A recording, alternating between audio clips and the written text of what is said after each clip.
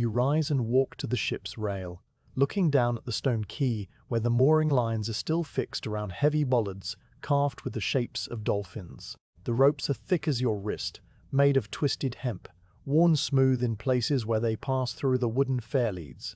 They creak softly with the slight movement of the ship, a sound as steady as breathing. Around you, the crew begin to appear from the stern cabin and from small sleeping spaces under the foredeck, stretching their arms and splashing water on their faces from a bucket that hangs by a rope over the side. The captain stands near the steering oars, his hands resting on the worn wooden grips, his eyes moving over the harbor with a slow, measuring gaze. He speaks a few words to the deckhand nearest him, not a shouted command but a quiet instruction that passes like a ripple through the small group of sailors. One man walks to the main hatch and checks the tide cover, another loosens the leather straps on the furled sail, a third begins to coil a long rope in neat, flat loops on the deck. Everyone moves without haste, each action part of a long-learned pattern. The tugboat arrives mid-morning, rowed by 4 local men whose oars dip and lift with a rhythm so smooth the water barely breaks around the blades. The boat is small and sturdy, painted a faded blue, the thick cushion of old rope tied along its side to protect the hull of the grain carrier when they push against it. The rowers ship their oars and pass a hawser from the bow of the tug to a metal ring on the ship's forward post, securing it with a knot you have seen 100 times but never learned to name. One of them says something in a local dialect, and the captain answers with a single slow nod. Then the real work of leaving begins. The forward mooring line is cast loose from the bollard, a dock worker on the pier untying the loop and tossing the end into the water, where it is hauled aboard dripping and heavy. The aft line follows, and for a moment the ship floats completely free, held only by the gentle push of the tugboat's bow against its side. A seagull on a nearby piling watches with one yellow eye, unimpressed. The ship, now a living thing instead of a piece of the pier, begins to drift very slowly away from the stern, a gap of green water opening between the hull and the quay. The tugboat rowers lean into their oars, not straining, but pulling with the slow power of men accustomed to moving heavy things, and the grain carrier begins to turn. The 2 long steering oars at the stern dip into the water, the helmsman leaning his weight against them to help the ship find its angle. The captain stands beside him, not speaking, just watching the space open between the ship and the row of warehouses that marks the Alexandrian waterfront. The sun is climbing higher now, the mist burning off, and the water sparkles with a million small points of light. You move to the side rail and watch the pier slide away. The stone bollards, the stacked sacks that never made it aboard, the small stool where the tally clerk sat, all become smaller and smaller, rearranging themselves into the flat picture of a harbor. The dockside cat sits exactly where it was yesterday, licking a paw and paying no attention to the ship that is leaving. You can hear the distant noise of the city now, the low hum of voices and cartwheels and the occasional call of a market seller, but it is already growing faint as the tugboat pulls the ship into the main channel. The Pharos lighthouse rises ahead and to the left, a towering structure of pale stone built on a small island just off the harbor mouth. Its white walls are streaked with the pale grey of old smoke from the great fire that burns at its top every night, though now in daylight only a thin wisp of heat rises from the summit. The lighthouse is the tallest building you have ever seen, taller than any temple or grain silo, and its shape is a series of square and octagonal sections narrowing toward the sky. A massive statue of Poseidon stands at the very peak, holding a trident that seems to touch the clouds. You look at it, not with wonder, but with the simple acceptance of a sailor who has seen it many times, knowing it as a landmark rather than a marvel. The ship passes close enough to see the small figures of workers on the lighthouse ramp, moving barrels of fuel for the beacon. They look like ants from this distance, small and slow, their tasks invisible. A wash of waves breaks against the rocks at the base, white foam that appears and vanishes in a steady rhythm. The sound of it reaches you as a distant hush, blending with the creak of the tugboat oars and the soft chuckle of water under the grain carrier's bow. The harbor mouth opens wider, and you feel the first gentle lift of the open sea beneath the hull. The water inside the harbor was flat and green, sheltered by the long breakwaters, but here the swells begin. long rolling hills of dark blue that rise under the ship and pass away toward the shore without breaking. The motion is slow and deep, a lifting and settling that you feel more in your knees than your stomach. The ship, so heavy with its load of grain, moves through the water like a stone through syrup, steady and unbothered. The tugboat rowers ship their oars again, and one of them unties the hawser from the bow-ring, coiling it quickly and giving a small wave of his hand. The grain carrier is free, alone on the sea for the first time since it was loaded. The rowers turn their boat and begin the easy pull back toward the harbor, and you watch them go, the blue-painted hull shrinking by the minute until it rounds the breakwater and disappears. Now the ship is under its own guidance, carried only by the deep water and the wide sky. The captain gives a quiet order, and the deckhands move to the halyard, a long rope that runs through a block at the top of the mast. The linen sail is still furled on its yard, a long horizontal spar of wood suspended by ropes at its middle, but now the men begin to haul on the halyard, and the yard rises slowly, inch by inch, up the mast. The block squeaks softly, the rope stretches and creaks, and the sailcloth hangs in loose folds below the yard, stirring slightly in the light breeze.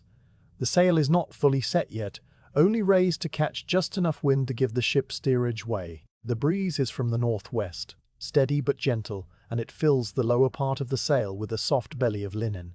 The ship begins to move, not quickly, but with a deliberate heavy glide that sends a small wash of water along the hull planks. The sound is a steady hush, like a large hand moving slowly over silk. You find a place near the forward rail, sitting with your legs hanging over the side if the deck were not so high, but instead you simply stand and look ahead. The sea is empty of other ships for now, just a wide blue plain that meets the pale sky in a soft haze. The coast of Egypt, a thin brown line to your left, is already fading into a blur of sand and low hills. A few birds circle the ship hoping for scraps, but they will soon turn back to the land. The helmsman stands at the steering oars, his body moving in a slow, unconscious sway to the rhythm of the sea. He adjusts the angle of the blades with small movements of his wrists, a correction so slight it is almost invisible. The ship answers, its bow drifting a point to the left or right, then steadying again. There is a compass made of a floating piece of magnetized iron in a bowl of oil near the captain's cabin, but the helmsman rarely looks at it during daylight, preferring the shape of the coast and the angle of the sun. The deck is quiet except for the sounds of the ship. The hull planks work gently against the ribs, making a low, continuous groaning sound that rises and falls with the swells. A loose block taps against the mast with a soft wooden knock, and a coil of rope shifts slightly with each roll, brushing against the deck with a whisper of hemp on wood. The sun is warm on your shoulders, and the salt air fills your nose with its clean, sharp scent. You begin to notice the small details of the ship that you never saw while it was tied to the pier. The deck planks are laid with narrow gaps between them to let water drain through, and you can see the dark seam of the bilge below through the cracks, a thin line of shadow that moves with the light. The grain sacks are invisible under the hatch covers, but the sweet dusty smell of wheat still rises from the hold, mixing with the salt air to create a scent that is both of the land and the sea. The amphorae of olive oil, lashed near the mast, were little terracotta stoppers sealed with wax, each one stamped with a maker's mark you cannot read. Time passes in a way that feels different from time on land. There are no bells, no market cries, no shadows of tall buildings marking the hours. The sun moves in a slow arc, and the only measure of the day is the changing color of the water and the angle of the sail's shadow on the deck. You walk a slow circle around the deck, stepping over ropes and ducking under the taut lines that support the mast, and every few minutes you stop to lean on the rail and watch the sea. It never looks the same, but it never looks the same, but it never looks different. The swells roll in from the north, their surfaces ruffled by the breeze into small cat's paws of darker blue, and the ship rises to each one with a gentle, ponderous courtesy.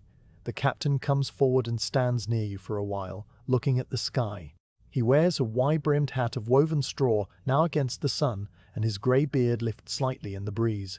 He says something about the weather holding fair, his voice so low it is almost a part of the wind. You nod, and he nods back, and then he returns to the stern, his bare feet slapping softly on the warm deck planks. A deckhand named Marcus, a young man with sun-bleached hair and a missing front tooth, sits down near the main hatch and begins to repair a torn piece of sailcloth with a bone needle and waxed thread. His stitches are even and close, the needle dipping in and out with the same rhythm as the oars of the tugboat earlier. You watch his hands, the way the thread pulls tight and disappears into the fabric, the way he turns the cloth over to check the back of his work. He hums a tune you've heard before, a sailor's song about a girl in a harbour town, but the tune is so stretched and slow that it might be a dirge for a falling leaf. The afternoon grows warmer and the breeze drops a little, so the sail hangs with a slight wrinkle near the yard. The captain sees it and does nothing, knowing it will fill again when the wind returns. This is not a voyage of haste. The ship is expected to take many days to reach Rome, and there is no point in fussing over every small shift of the air. The grain will not spoil, the olive oil will not sour, and the men have nowhere else to be. You eat a small meal of flatbread and cheese, the cheese hard and salty, crumbling between your fingers. You drink from the ship's water cask, dipping a clay cup into the cool darkness and feeling the liquid slide down your throat. The water tastes slightly of wood and resin, the flavor of the cask itself, and it is the best thing you have ever tasted. You sit in the shade of the sail, your back against the hatch combing, and the ship rocks you like a cradle. Later, as the sun begins its slow descent toward the western horizon, the color of the sea changes again. The blue deepens to a rich cobalt, and the white foam at the bow glows with a pinkish light. The ship's shadow stretches long on the water, a dark silhouette that ripples over the swells. The wind picks up a little, steady and cool, and the sail fills smoothly, curving out with a soft, contented sound. The ship leans a fraction to one side, and the water along the lee rail gurgles a little louder. The land is completely gone now. You turn in a slow circle and see nothing but water, an unbroken circle of sea meeting sky. The loneliness of it might frighten someone who had never been to sea, but for you it is a comfort. The ship is its own small world, complete and self-contained, carrying everything it needs. The grain in the hold, the oil in the amphory, the crew on the deck, all of you are moving together across a wilderness of water, held by a wooden hull and a square of linen cloth. A small pod of dolphins appears off the port bow, their sleek grey backs arcing through the surface in a line of gentle curves. They keep pace with the ship for a while, their breath making small puffs of mist, then they dive and vanish as suddenly as they came. One of the dolphins breaches high, spinning in the air and landing with a splash that sounds loud in the quiet evening. The deckhand Marcus looks up from his sewing, watches the ripples fade, then returns to his needle. The first stars appear, faint pinpoints in the pale blue above, and the helmsman lights the small lantern that hangs from the forward beam, its wick smoking for a moment before settling into a steady yellow flame. The light reflects on the water beside the ship, a wavering pillar of gold that moves with the waves. You walk to the stern and watch it, the lantern and its reflection like two small fires, one above and one below, keeping the ship company in the dark. The captain takes the first night watch, standing at the steering oars while the helmsman eats his evening meal and rolls out a thin sleeping mat near the cabin. The captain's face in the lantern light is calm and still, his eyes fixed on a point somewhere beyond the bow, and you could believe he never sleeps at all. But you know he will sleep in the small hours when the second watch takes the oars, because that is the rhythm of the ship, the turning of the crew like the turning of the stars. You find your own sleeping spot, the same pile of folded sailcloth near the bow, and you wrap your cloak around yourself against the cooling air. The deck is firm under you, the motion of the ship now so familiar you feel it even when you close your eyes, a long slow rise and fall that never stops. The sounds of the night wrap around you, the hush of water against the hull, the soft creak of the mast, the murmur of the wind in the rigging, and somewhere, very faint, the hum of the helmsman's voice as he sings a quiet tune to the stars. You think about Alexandria, already so far behind, a city of stone and noise and light that now exists only in your memory. You think about Rome, still so far ahead, a city you have never seen, but the ship does not think about anything. The ship simply moves through the water, one slow hour after another, carrying you and the grain and the olive oil toward a destination that will arrive in its own time. You close your eyes and let the sea carry you into sleep. The first night of the voyage, as gentle as the morning shore. You wake to the sound of water moving along the hull, a steady hush that has been there all night without interruption. The sailcloth beneath you is damp with morning dew, and the air is cool and fresh against your face. You open your eyes and see the pale sky above the mast, empty of clouds, still soft with the first light. The ship is moving. The motion is a long, slow rise and fall, a gentle rocking that never stops, and you lie still for a while, simply feeling it, letting your body learn the new rhythm. The sea around the ship is a deep blue now, darker than the harbour water, and much deeper. The coast has vanished sometime during the night, fading into the darkness behind you, and now there is only the open Mediterranean stretching in every direction, an unbroken circle of water and sky. The swells are larger here, but still gentle rounded hills of dark water that lift the ship and let it down with a smooth, almost tender motion. The grain carrier, heavy with its cargo, moves through them without fuss, parting the water at the bow with a quiet hiss. You stand and stretch, feeling the stiffness in your shoulders from sleeping on the deck. Around you, the ship is waking slowly. One of the deckhands, a man with a thick beard and sun-darkened skin, is already at the small clay stove near the stern cabin, coaxing a tiny fire to life under a bronze pot. Another sailor sits on a coil of rope, rubbing his eyes and yawning. The captain is at the steering oars, having taken the last watch, and he acknowledges you with a small nod when you catch his eye. You walk to the water cask and draw a cupful, drinking it slowly while looking out at the sea. The water is cool and tastes of cedar, the flavor of the wood it has been stored in. You splash a little on your face, rubbing away the salt and sleep, and then you join the others near the mast where the morning routine is beginning. The first task of the day is to check the sail. The breeze has held steady through the night from the northwest, and the linen cloth is still filled with a smooth curve, its seams taut and even. You walk along the deck, looking up at the yard and the lines that hold it, tracing each rope with your eyes to make sure nothing has chafed or loosened. The halyard is firm, the sheets are tight, and the brails, the small ropes used to gather the sail, hang slack and ready. Everything is in order, and you report this to the captain with a few quiet words. He nods and gestures toward the main hatch. It is time to check the cargo, a task done every morning and evening to make sure the grain is not shifting or taking on moisture. You lift the corner of the heavy canvas cover and lower yourself into the hold, feeling the ladder creak under your weight. The air inside is warm and still, full of the dusty sweetness of wheat. A small clay lamp hangs from a beam, its flame burning steady and small, and by its light you can see the rows of sacks stacked neatly to the ceiling beams. You walk between the rows, pressing your hand against the rough fabric of each sack as you pass. The grain is dry, the sacks are firm, and nothing has moved. The chalk marks from the dock tally clerks are still visible.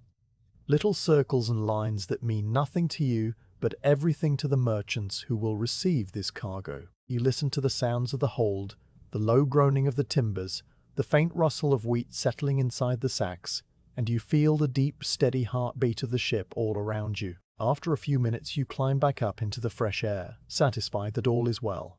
The morning passes in a quiet rhythm.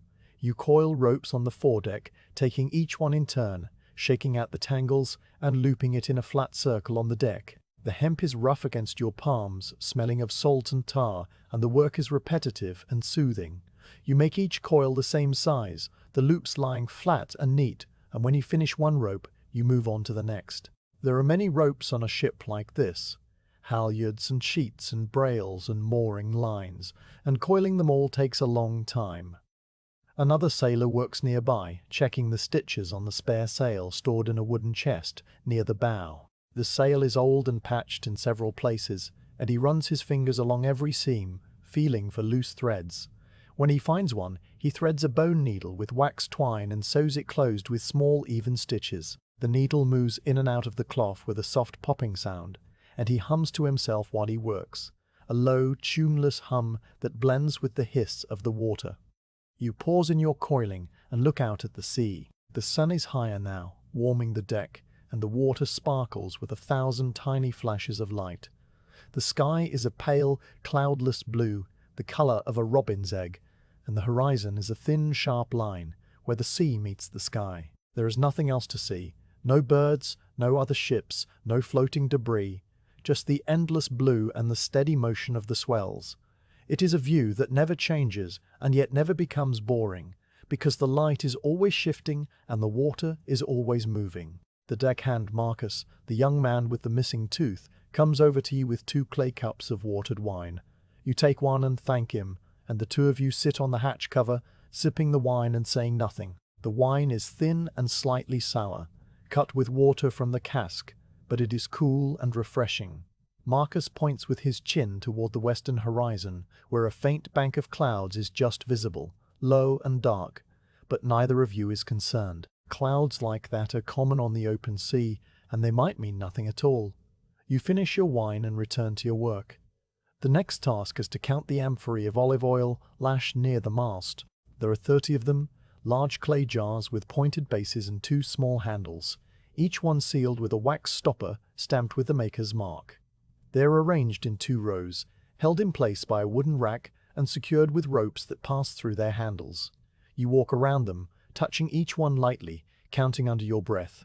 The count is correct, none are cracked or leaking, and the ropes are tight. The olive oil is a valuable cargo, almost as valuable as the grain, and it will be sold in Rome for a good price. You think about the olives that made this oil, growing on gnarled trees in some distant grove, pressed in a stone mill, and poured into these jars months ago. Now they rest here on the deck of a ship, waiting to become part of someone's meal in a city you have never seen. The fort is a small one, and it passes quickly.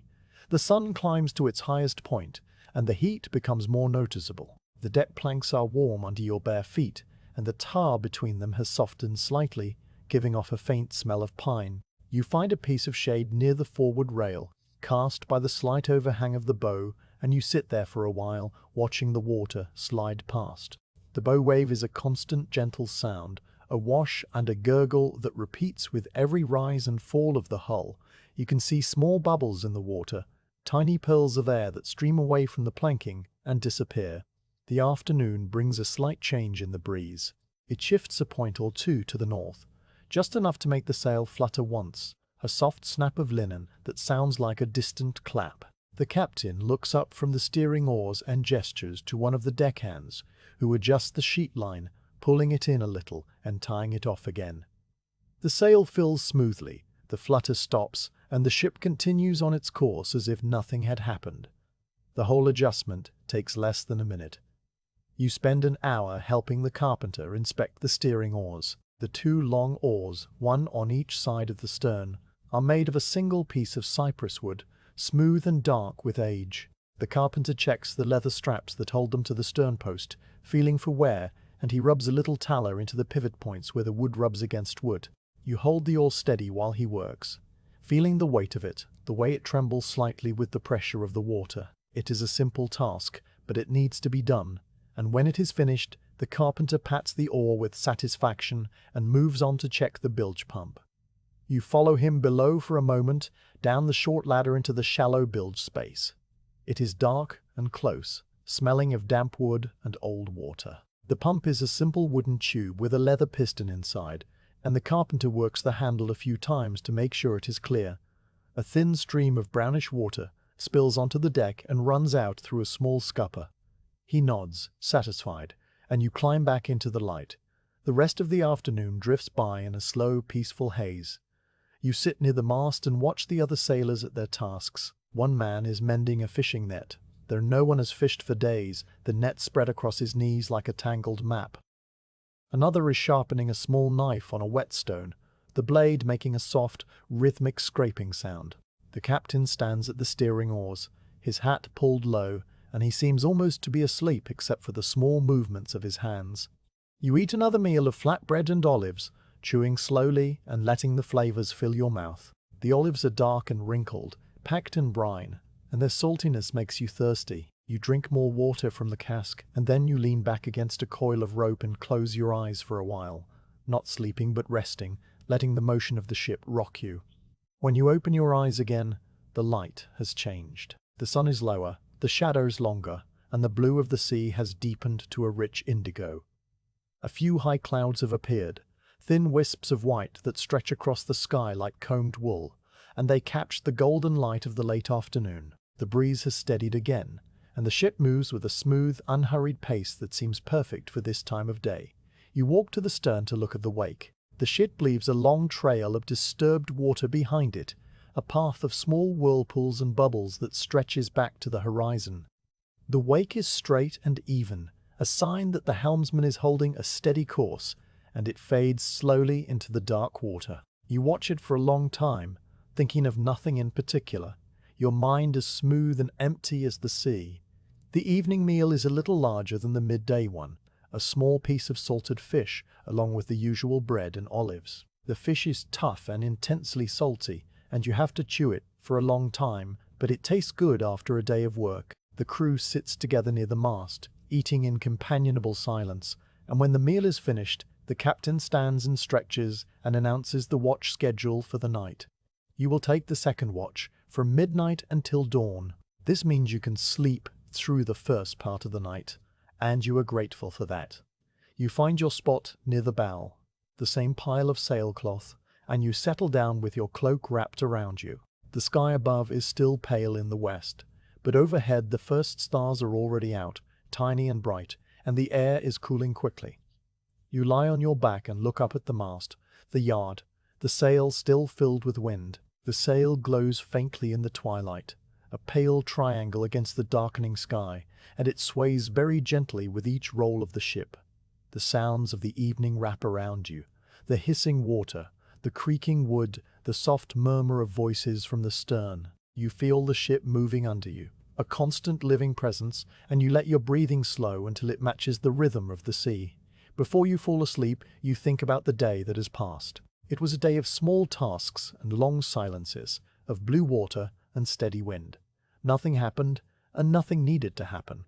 The ship is on course, the cargo is safe, the crew is well. Tomorrow will be much the same, and the day after that, and the day after that, until the voyage ends. You feel a deep sense of peace at the thought, a calm acceptance of the slow, repetitive nature of life at sea. The stars wheel slowly overhead and the ship rocks you gently, and the water whispers against the hull. You close your eyes and feel yourself drifting, not into sleep, but into a state somewhere between waking and dreaming, where the sounds of the ship become a kind of music, and the motion of the sea becomes a part of your own body. You are no longer a sailor on a grain ship. You are the ship itself, moving through the night, carrying your cargo of wheat and oil and sleeping men across the wide, dark sea. The darkness of the open sea at night is a complete thing, a deep and total absence of light that settles over the ship like a second ocean. You cannot see the horizon, cannot tell where the water ends and the sky begins, and the only points of reference are the small lanterns swinging from the forward beam and the clusters of stars overhead. You have finished your evening meal of salted fish and flatbread, and now you sit with your back against a stack of grain sacks near the main hatch, your cloak wrapped loosely around your shoulders. The deck is cool against your bare legs, still holding a faint memory of the afternoon sun, and the air is fresh with the clean smell of the sea. The ship continues its slow, steady motion through the swells, a rising and falling that has become so familiar you no longer notice it as movement, but as a kind of stillness in motion, as though the world itself breathes. Around you the crew have settled into their nighttime places. 2 men lie on thin sleeping mats near the stern, their breathing already deep and regular. The helmsman stands at the steering oars, a shadow among shadows, his face lit only faintly by the lantern's glow. The captain sits on a small stool near the cabin door, a cup of watered wine in his hand, and he looks out at the dark sea with an expression of calm patience. No one speaks. The night has its own language, and it is made of sounds rather than words. You close your eyes and let the sounds of the ship come to you one by one. The first and most constant is the hiss of water along the hull, a soft, endless whisper that rises and falls with the speed of the ship. It is not a uniform sound. It has layers and variations, a deeper gurgle near the bow where the planking cuts through the swell, a lighter ripple along the midsection where the hull is widest, and at the stern a small splashing sound where the steering oars disturb the water's surface. These sounds blend together into a gentle wash that never stops, a kind of liquid humming that underlies everything else. Above that, you hear the wind. It is a light breeze tonight, steady from the northwest, and it moves through the rigging with a low, constant note. The ropes that run from the mast to the bow hum very softly, a thin sound almost at the edge of hearing. The sail, still filled with wind, makes a faint rustling noise every few seconds, a soft flap of linen as the breeze shifts a point or two. The wooden blocks that guide the halyards and sheets creak in their own rhythm, a quiet squeaking that sounds like the call of some distant tiny bird. All these wind sounds are gentle and repetitive, and they weave together into a quiet drone that fills the dark air. Then there are the sounds of the hull itself. The ship is made of many planks of cedar and pine, joined edge to edge with peg tenons and sealed with pitch, and as it moves through the water, those planks work against each other. You hear a long, low groaning that seems to come from deep inside the ship, a sound that starts as a barely audible vibration and builds slowly into something like the moan of a sleeping animal. It lasts for several seconds, then fades away, and a few moments later it returns, slightly different in pitch, slightly longer or shorter. The groaning never repeats exactly the same way. Each sound is unique, but the pattern is steady enough to become familiar. A loose awl, one of the spare sweeps stored along the port rail, taps gently against its leather retaining loop with every roll of the ship. The sound is a soft wooden knock, a tock-tock, tock that comes in groups of 3 or 4, and then pauses while the ship steadies. You listen to it for a while, counting the knocks without meaning to, and then you stop counting and simply let the sound be part of the night. It is not an annoyance, not something that needs fixing, just a small voice among many. From below your back, through the grain sacks and the hatch cover, you can feel a very faint vibration. It is the cargo settling, the millions of wheat grains inside their sacks shifting by tiny amounts as the ship rolls. You cannot hear it with your ears, but your back feels it as a low, granular tremor, a sensation rather than a sound. It reminds you that the hold is full, that the ship is carrying its heavy, life-giving burden through the darkness, and the thought is a quiet comfort.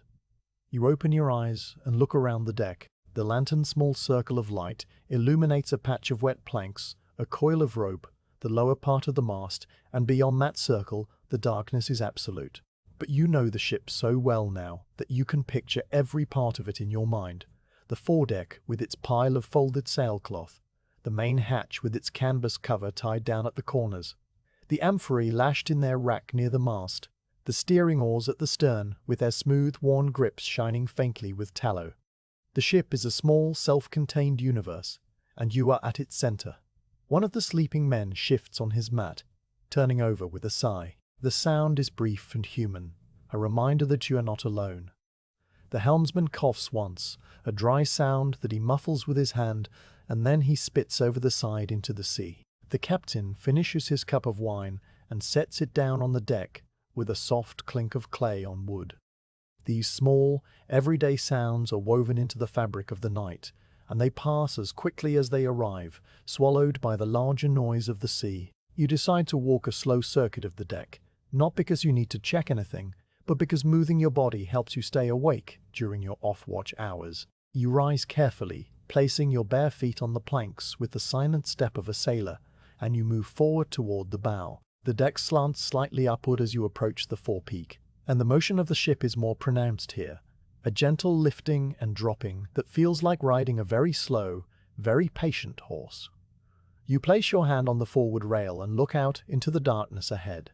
There is nothing to see, but there is plenty to hear. At the bow, the sound of the water is louder and more complex. You can hear the sharp hiss of the cutwater slicing through the swell, a crisp, clean sound that sprays tiny droplets of water into the air. Beneath that is a deeper, drumming sound, the thud of the hull meeting a larger wave, a soft boom that you feel in your chest as much as here. The bow rises, hesitates for a moment at the top of a swell, and then slides down the other side, and the water rushes along the planking with a sound like a long, satisfied exhalation. You stand there for several minutes, holding the rail and listening, letting the rhythm of the bow wave fill your mind until there is no room for thought. After a while, you walk back along the starboard side, your hand trailing on the rail. The wood is smooth and cool, slightly damp with spray. You pass the amphorae, and you can smell the faint fruity scent of olive oil escaping through the wax seals. You pass the mainmast where the halyards tap against the wood with a soft, irregular patter. You pass the hatch, where the canvas cover rustles with a papery sound as the wind plucks at its edges. Every part of the ship has its own voice, and together they create a quiet chorus that never ends. You reach the stern and stand near the helmsman, a man named Lucius whose face you know well from many voyages. He does not turn to look at you, his eyes fixed on the compass bowl or the stars, but he acknowledges your presence with a slight tilt of his head. You stand in companionable silence, watching the dark sea behind the ship. The wake is invisible in the night, but you can hear it, a low, churning sound that spreads out behind the stern in a broad V. Occasionally a small phosphorescent spark appears in the water, a tiny flash of cold green light made by some invisible sea creature, and then it vanishes as quickly as it came. "There," says Lucius quietly, pointing with his chin. You look, but see only darkness. Then another spark appears, and another, a brief constellation of living light that forms and fades in the wake. It is a common sight in these waters, small jellyfish or plankton disturbed by the ship's passage, but it never loses its quiet magic. You watch the sparks for a while, and then they stop, and the wake is dark again. You return to your place by the grain sacks and settle down once more. Your body is tired in a pleasant way, your muscles loose from the day's work, your mind calm from the hour of listening. You close your eyes and return your attention to the sounds of the hull. The groaning of the timbers is still there, deep and slow, and now you can distinguish several different groans. There is a high, humming groan that comes from the mast partner, where the mast passes through the deck, and a lower, rumbling groan from the bilge area, where the ship's ribs press against the outer planking. There is a sharp creak from the stern area every time the helmsman adjusts the steering oars, a sound like a door opening very slowly. There is a faint ticking sound from the deck planks as they expand and contract with the cooling air. These sounds are so subtle that you might never notice them during the day, when the wind and the voices and the work drown them out, but at night they emerge from the silence like hidden voices. You remember learning about the ship's construction from an old shipwright in Alexandria, a man with hands like knotted wood and eyes that squinted from years of looking at fine joints.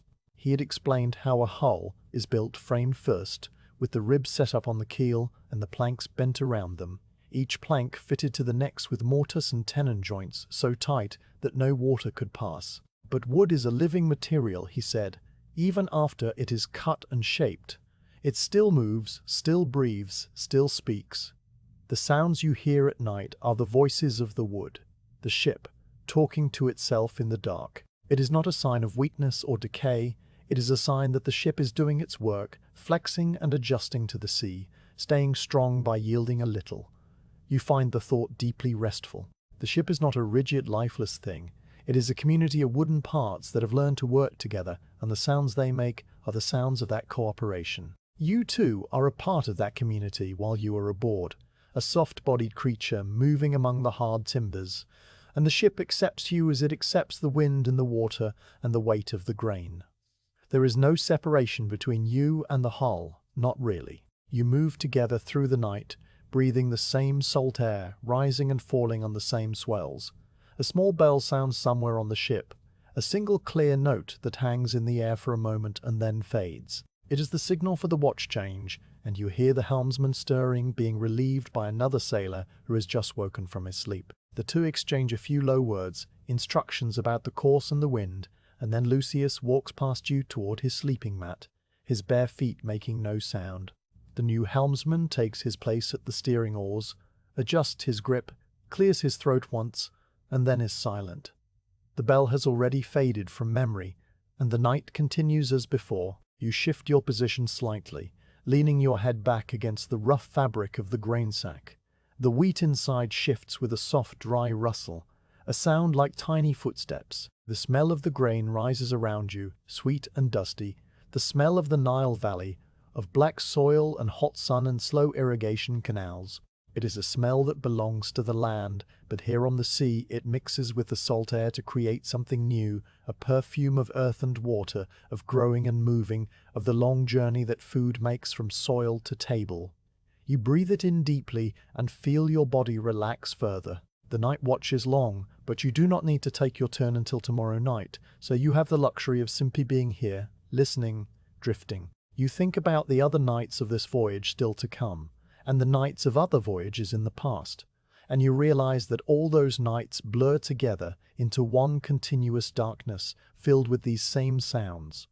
Every sailor who ever crossed this sea has heard what you are hearing now. The groaning of the hull, the hissing of the water, the tapping of the loose oar. These are the oldest songs in the world. Songs that were old when the first ships left the first harbors. The thought makes you feel very small, but also very connected. A single note in a long, slow melody. The temperature drops a little more, and you pull your cloak tighter. The fabric is rough wool, undyed, the color of a dark sheep, and it smells faintly of lanolin and wood smoke from its last cleaning. You can feel the weave of it under your fingers, a simple over and under pattern that has not changed since the first looms were built. The cloak is a small piece of domestic life, a reminder of a wife or a mother or a sister who spun the wool and wove the cloth, and you touch it with a vague, unfocused affection. You listen to the water again, letting it fill your ears. There is a rhythm to the waves, a pulse that you can almost count, but not quite. Each swell arrives at a slightly different interval. Each bow wave sounds a little different from the last, so the pattern never becomes mechanical. It is like listening to a person breathe, steady but always slightly irregular, alive and responsive. You match your own breathing to it, inhaling as the bow rises, exhaling as it falls, and soon you are breathing in perfect synchrony with the sea. Time passes in a way that is hard to measure. You do not sleep, but you are not fully awake either. You are in a state of deep rest, your body loose and warm, your mind empty of thoughts but full of sounds. You hear a fish jump somewhere off the port side, a small splash that is quickly covered by the hiss of the bow wave. You hear the new helmsman clear his throat again. You hear a piece of loose sailcloth flap once against the yard. Each sound arrives and then dissolves, leaving no trace, like footprints in wet sand. After what might be an hour or might be 3, you open your eyes and see that the sky has changed. The stars have shifted their positions, wheeling slowly around the pole, and a thin crescent moon has risen in the east, just above the horizon. Its light is faint and silvery, barely enough to cast a shadow, but it outlines the shape of the sail and the mast against the night sky. The sail is a pale triangle, the mast a dark line, and the moonlight touches the deck with a soft glow that reveals the coils of rope, the amphory, the sleeping figures. The world is no longer completely dark, but it is still quiet, still calm, still wrapped in the deep peace of the small hours. You watch the moon for a while, noting its slow progress, how it climbs a little higher and brightens a little more as the minutes pass. You can see the darker patches on its surface, the so-called seas, that are not seas at all but ancient plains of volcanic rock. A Roman astronomer once told you their names, but you have forgotten them. It does not matter. The moon does not need a name to be beautiful, and it does not care whether you remember or forget. The loose oar taps against its leather loop again, tock, tock, tock, and then is still. The hull groans its long, low groan. The water hisses and gurgles and whispers. The wind hums in the rigging with a note that is almost but not quite a melody. You close your eyes and let the night carry you toward dawn, a passenger on a ship of sounds. The morning light is still thin and pale when you decide to go below and check the cargo, a task that has become part of your daily rhythm. The deck is damp with dew, the sail is drawing smoothly, and the sea is a calm blue-grey under a sky of high, feathery clouds. You walk to the main hatch, lift the corner of the heavy canvas cover, and let your eyes adjust to the shadow beneath. A short wooden ladder leads down into the hold, its rungs worn into smooth hollows by the feet of many sailors, and you descend slowly, one rung at a time, feeling the air change around you with every step. The temperature drops as you leave the open deck, not unpleasantly, but enough that you feel the coolness on your bare arms. The air in the hold is still and heavy, and it carries a warm, sweet smell of dry wheat, cut straw, and old wood that has been trapped in the dark for many days. It is a smell you know well by now, a smell that clings to your clothes and hair, and it welcomes you into the enclosed space like a familiar blanket. You take a small clay lamp from the hook near the ladder, and light it with a spark from the flint and steel you carry in a pouch at your waist, the wick catching and then settling into a steady yellow flame. The hold stretches away into darkness in all directions. A long, low cavern beneath the deck. The ceiling beams are just above your head, thick timbers of cedar that run from side to side and support the weight of everything above, and you have to stoop slightly as you move between them. The floor is made of the inner planking with narrow gaps that let you see the glint of bilge water far below. On every side, stacked from the keel to the beams, are the grain sacks, hundreds of them, their rough brown fabric bulging with wheat. They are arranged in neat rows and tiers, each sack laid carefully so that the whole mass is stable and secure, and the chalk marks from the tally clerks in Alexandria are still visible on their sides, little white symbols in a language of commerce. You begin to walk slowly through the narrow passage that runs down the center of the hold, holding the lamp ahead of you. The flame casts a small circle of warm orange light that moves with you, illuminating the nearest sacks and the rough texture of their fabric, while the rest of the hold remains in deep shadow. Your bare feet make no sound on the wooden floor, but the ship itself is far from silent. Down here, the sounds of the hull are louder and more intimate, a constant low groaning of timbers working against each other, a creaking of joints, a faint drumming vibration from the water that slides past just inches from your feet. You stop for a moment and listen, letting the deep resonant voice of the ship surround you. The grain sacks themselves are quiet, but they are not entirely mute. When the ship rolls to one side, you hear a very faint, dry rustle from within them, the sound of millions of wheat grains shifting against each other, a soft shiver that passes through the hold and then fades. It is a sound so subtle that you feel it as much as hear it, a gentle tremor in the air that speaks of the enormous weight resting all around you. You reach out and place your palm flat against the nearest sack. The fabric is coarse, woven from some tough plant fiber, and it is warm and dry to the touch. Beneath it, the wheat is packed tight, but still gives slightly under pressure, like a firm cushion filled with tiny seeds. You continue your slow walk, pausing every few steps to check for any sign of damage or dampness. The captain has asked you to look for any dark patches on the sacks that might indicate moisture. Any loose stitching, any places where the stack might be leaning or settling unevenly. You run your hand over each sack you pass, feeling for wetness, but the fabric is uniformly dry, the grain inside hard and clean. Nothing has shifted, nothing has torn, nothing has spoiled.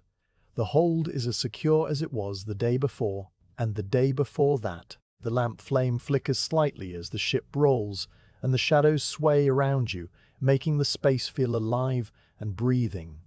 You pause at a junction between two rows of sacks and look down a side passage, a narrow gap just wide enough for a man to squeeze through.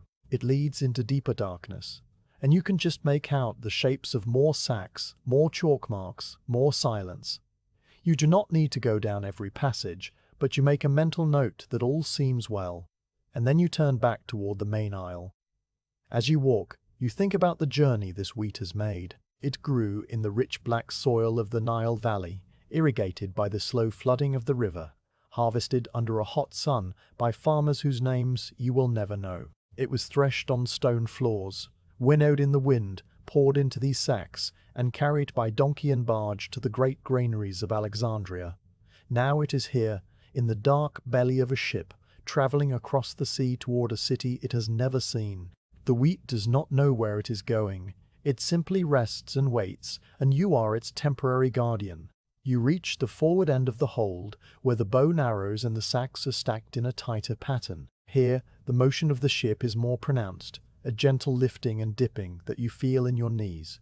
You place the lamp on a small ledge and stand still, letting your body sway with the hull. The sounds here are different. The hiss of water against the bow planks is a clear, sharp sound, very close, and the groaning of the timbers has a higher pitch as the hull flexes in the narrow space. You can hear, very faintly, the footsteps of someone on the deck above, a soft padding that comes and goes. After a few minutes, you turn and begin the walk back toward the ladder, your inspection complete. But as you pass the main hatch opening where a square of daylight falls from above, you hear a noise that makes you pause. It is the sound of someone else descending the ladder, and a moment later the ship's carpenter steps into the hold, carrying his own clay lamp and a wooden mallet. His name is Decimus, a man of middle age with a calm, lined face and hands that are permanently stained with pitch and oil. He nods to you in greeting, and you nod back, the two of you standing in the shaft of pale light. Decimus is here to tap the beams, a task he performs every few days to check for any hidden weakness in the wood. He raises his mallet, a heavy block of oak with a short handle, and begins to work his way along the nearest ceiling beam, tapping it at regular intervals. The sound is a dull, solid thock, thock, thock, followed by the quiet hum of the vibration dying away. He listens carefully to each tap, his head tilted slightly, his expression one of deep, unhurried concentration. A healthy beam returns a firm, resonant note, while a cracked or rotten one would sound hollow and flat. So far, all the beams have sung their sound note of health. You stand with him for a while, holding your lamp to give him more light, and the two of you move slowly down the center aisle together. The tapping continues, thock, thock, thock, a slow rhythmic beat that echoes softly in the enclosed space. The sound is deeply soothing, a steady, predictable noise that blends with the groaning timbers and the hissing water to create a kind of music. Decimus does not speak, and neither do you, because there is nothing that needs to be said. The work is its own language, and the beams are telling their story. You watch his hands as he works, the way he holds the mallet with a loose, easy grip, the way he varies the force of each tap, depending on the size of the beam. A larger beam gets a slightly harder tap, a smaller one, a lighter touch. His movements are economical and precise, the result of many years of practice, and there is a beauty in their simplicity. When he comes to a joint where two beams meet, he taps each side of the joint, and then the joint itself, comparing the three sounds before moving on. Everything is solid, everything is whole. At one point, Decimus stops and runs his fingers over a small patch on the underside of a beam, a dark stain that might be old water damage. He presses his thumbnail into the wood, feeling for softness, then taps it twice with the mallet. The sound is still firm, and he nods to himself, satisfied that it is only a surface blemish. He moves on, and you follow, your lamp held high. The two of you work your way from the forward hold to the aft hold, passing through the narrow space between the mainmast partners, where the great mast descends through the deck and into the keelson. Here the ceiling is lower, and you both have to crouch, the lamp flames shrinking and then flaring as the ship rolls. The mast partner is a complex piece of joinery with multiple timbers locked together around the mast, and Decimus spends extra time here, tapping each piece with particular care. The sound is a series of quick, sharp knocks that resonate in the small space, and you feel the vibrations through your bare feet. When Decimus is finished, he straightens up with a slight grunt and gives you a small smile. "All good," he says quietly, his voice barely more than a whisper. You reply that it is good to know, and then the two of you make your way back to the ladder, your lamps bobbing gently. He climbs up first, his mallet tucked under his arm, and you follow, blinking in the bright daylight that floods the deck. The fresh air is a relief, after the warm, dusty atmosphere of the hold, and you take a deep breath, letting the salt wind clear your lungs. The deck feels spacious and open after the close confines below, and the sunlight is warm on your skin. You help Decimus pull the canvas cover back over the hatch and tie down the corners, tugging the ropes tight and checking the knots. The cover is heavy, its fabric stiff with salt, and it takes both of you to get it smooth and secure. After the carpenter goes back to his own tasks, you sit for a moment on the hatch cover, your back against a grain sack that has been left on deck for the crew's daily use. You can still smell the sweet dust of the hold on your clothes, and when you close your eyes, you can still see the rows of sacks, the chalk marks, the shadows dancing in the lamplight. The memory of the quiet enclosed space stays with you, a calm, dark refuge from the open sea. You think about the grain again, about the vast quantity of it stored beneath your feet. The ship carries enough wheat to feed thousands of people for many weeks, to make uncountable loaves of bread that will be baked in the public ovens of Rome, and distributed to citizens who wait in long, orderly lines. This grain is the lifeblood of the empire, the reason the port of Alexandria is always crowded with ships, the reason men like you and Decimus spend your days at sea.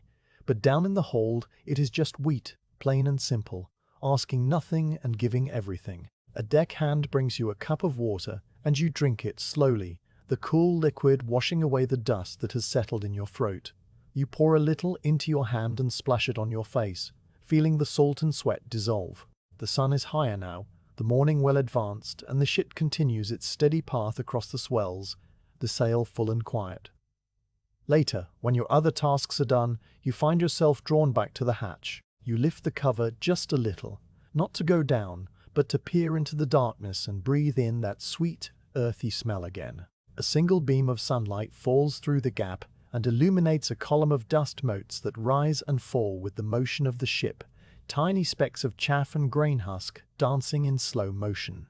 The sight is hypnotic, a small, private piece of beauty hidden away from the rest of the world, and you watch it for a long time before letting the cover drop back into place. The rest of the morning passes in a quiet routine of coiling ropes, checking the sail, and sitting in the shade of the mast.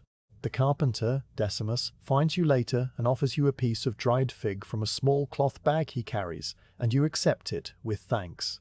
The fig is sweet and chewy, its tiny seeds crunching between your teeth, and you eat it while looking out at the sea. Decimus tells you a little about the beams he tapped that morning, about the way the cedar from the mountains of Lebanon is still the best shipbuilding wood, though it is getting harder to find. You listen without needing to respond, and his words wash over you like the waves. You learn that he has been a ship's carpenter for more than 20 years, that he has sailed on everything from small fishing boats to large grain carriers like this one, and that he has never lost a ship to storm or rot. He says it with a quiet pride, not boasting, but simply stating a fact, and you nod, respecting the deep knowledge that lies behind his calm exterior. He taps a beam on deck with his knuckle, a light, absent gesture, and you hear the same solid thwack you heard in the hold. "The ship is sound," he says again, and then he stands and goes off to oil the steering oar, pivots, leaving you with the memory of that steady, rhythmic tapping. As the afternoon wears on, the light changes and the shadows lengthen, and you find yourself thinking about the hold again, about the quiet darkness waiting below. It is strange, you reflect, how a place so cramped and dusty can feel so peaceful. Perhaps it is the weight of the cargo that does it, the sense of being surrounded by something solid and life-giving. Or perhaps it is simply the change from the open deck, the break from the constant wind and sun. Whatever the reason, you know that you will go below again tomorrow, and the day after, and every day until the voyage ends, to check the sacks and breathe the sweet air and listen to the voice of the wooden hull. You stand and stretch, your body loose and easy, and you walk to the rail to watch the sun begin its slow descent toward the western sea. The water is a deep, rich blue now, and the few clouds in the sky are rimmed with gold. The ship sails on, untroubled and unhurried, and beneath your feet, in the dark and the quiet, the grain sleeps on. The morning begins like the ones before it, with a pale sun rising through a thin haze and the sea lying flat and calm under a sky of soft blue. You wake on your pile of sailcloth near the bow, your cloak pulled up to your chin, and for a moment you simply lie still, watching the mast describe its slow arcs against the heavens. The breeze is light, barely enough to fill the sail, and the ship moves with a gentle rocking gait that feels lazy and unhurried. You hear the familiar sounds of the crew beginning their day, the splash of a bucket drawn from the sea, the murmur of voices near the water cask, the soft thud of bare feet on wet planks. You rise and stretch, feeling the stiffness in your back ease, and you walk to the rail to look at the water. The sea is a pale, milky blue, almost the color of a shallow lagoon, and the surface is smooth except for a few long, low swells that roll under the ship without breaking. The air is warm and still, and there is a sense of quiet suspension, as if the whole world is holding its breath. A single gull, far from any land, circles the mast once and then glides away to the south, its wings motionless. You eat a few mouthfuls of flatbread and a small piece of dried fish, washing it down with cool water from the cask, and then you begin your usual morning tasks. You coil a length of rope that has been left loose near the foredeck, looping it in a flat, even circle. You check the lashings on the amphory, tugging each rope to make sure it is tight. You walk to the main hatch and lift a corner of the canvas cover, smelling the sweet, dusty warmth of the grain below. Everything is as it should be, quiet and orderly. By mid-morning, the light changes. It is a shift so subtle that you feel it before you see it, a slight cooling of the air, a faint dimming of the sun. You look up and notice that the blue of the sky has lost some of its brightness, as though a very thin veil has been drawn across it. The haze in the east is a little thicker now, and the color of the sea has deepened from pale blue to a soft grayish green. The surface is still calm, but the swells are beginning to show a slight ruffling, tiny cat's paws of darker water that appear and then vanish. You walk to the stern where the captain is standing, his hands resting on the steering oars, his face turned toward the northern horizon. He says nothing, and you follow his gaze. Far away, where the sea meets the sky, a bank of clouds has appeared. They are low and dark, a solid line of grey that stretches across the horizon, and they are moving with a quiet slowness that feels almost thoughtful. There is no urgency in their approach, no sudden rush of wind, just a patient, deliberate advance that seems to take hours to change by even a small degree. The captain watches for a long time, his eyes narrowed slightly. Then he turns to the helmsman and says very quietly that the weather may shift and that it would be wise to reef the sail. The helmsman nods and passes the word forward, and the crew begin to move with the practiced, unhurried ease of men who have done this many times before. There is no tension, no raised voices, only the calm acceptance of a change that was always possible and is now simply here. You join the others near the mast, and together you begin to lower the sail a little on its yard. One man uncleats the halyard from its pin, letting the rope slide slowly through his hands, and the heavy yard descends by small increments, the blocks squeaking softly above. The sail flaps once, a low, soft boom of linen, and then settles as the tension is reduced. Two other sailors take hold of the brailing lines, the ropes that gather the sail toward the yard, and they begin to pull them in, hand over hand, the wet hemp rough against their palms. The process of reefing is simple and ancient. The bottom portion of the sail is folded up toward the yard in a series of neat, even pleats, and the reef points, short lengths of rope sewn into the sailcloth, are tied around the yard to hold the folds in place. You stand on tiptoe and reach up, your fingers finding the first set of reef points, and you tie them with a quick, familiar knot, the cloth bunching under your hands. The breeze has already strengthened a little, and the sail pulls against you with a new, insistent pressure, but you work steadily, moving along the yard from one point to the next. Around you, the other sailors are doing the same, their hands moving in synchrony, their faces calm and focused. The sound of the reef points being tied is a series of soft, rhythmic tugs, the rope pulling through the cringles with a faint hiss. When the last point is secured, the shortened sail is hauled back up, the halyard tightened and pleated, and the ship responds by settling slightly, its motion less lively now that less wind is being caught. The entire task has taken only a few minutes, and you stand back and look up at the sail, a neat, compact rectangle of linen against the darkening sky. The captain watches the sail for a moment, then nods once, satisfied. He looks again at the approaching clouds, which are now noticeably closer, a solid grey wall with a soft, rounded top that seems to absorb the light. The edge of the cloud bank is sharp and distinct, and beneath it, the sea has turned a deep, steely grey, the colour of old iron. The breeze continues to build, not in gusts but in a steady, sustained increase, and you can hear it now in the rigging, a low, constant note that hums through the ropes. You return to your other tasks, securing loose items on the deck. The spare oars are already stowed in their leather loops, but you check them anyway, making sure the loops are tight. The clay water jar near the mast is moved to a more sheltered spot, and a loose coil of rope is tucked under the rail. A wooden bucket is tied down with a short length of line, and the small bronze stove near the stern is covered with a heavy piece of canvas.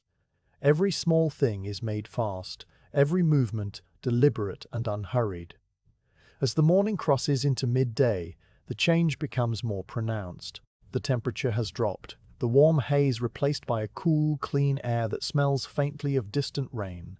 The swells are larger now, long, rolling hills of dark water that lift the ship higher and let it down with a deeper, more deliberate motion. The bow rises to meet each wave, then dips, and the sound of the water changes from a soft gurgle to a deeper, more resonant hush. Spray begins to fly from the bow in small, intermittent bursts, fine droplets that catch the light and then vanish. You stand near the forward rail, feeling the motion of the ship through your feet, and you watch the clouds as they continue their slow advance. The bank is no longer a thin line on the horizon. It has spread upward and outward, covering half the sky with a uniform grey that seems to press down on the sea. The sun is still visible in the east, a pale, watery disk that struggles to shine through the high haze, but it will be obscured before long. The light has taken on a strange, flat quality, without shadows, without depth, as though the world has been wrapped in a layer of thin wool.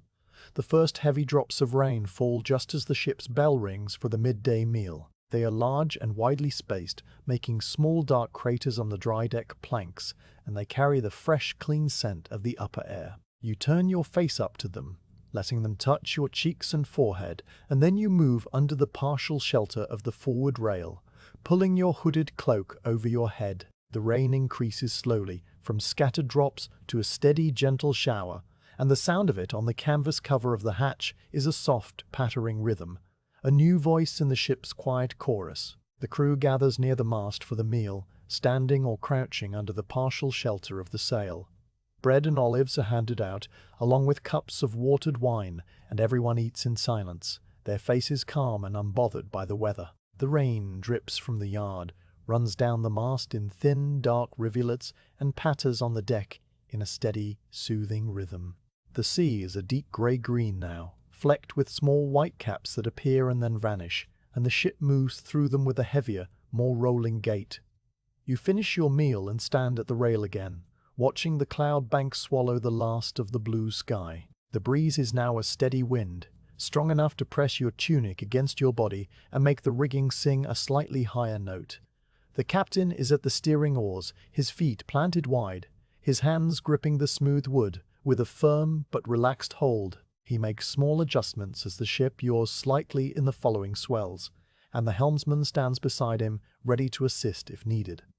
There is no tension in their postures, only attention. The reefed sail holds the wind well, its reduced area giving the ship enough power to maintain steerage way without straining the rigging. You can feel the difference in the way the ship moves, a little slower, a little heavier, but perfectly balanced. The hull groans as it works against the increasing sea, a long, low sound that rises from the depths of the hold, and the timbers creak with a new, more insistent note. These sounds are not alarming. They are the sounds of a ship doing what it was built to do, flexing and adjusting to the demands of the sea. You walk off to check the steering oars, your bare feet careful on the wet planks. The oars are working smoothly, the leather pivots well greased by Decimus yesterday, and the water runs off the blades in thin, silver streams.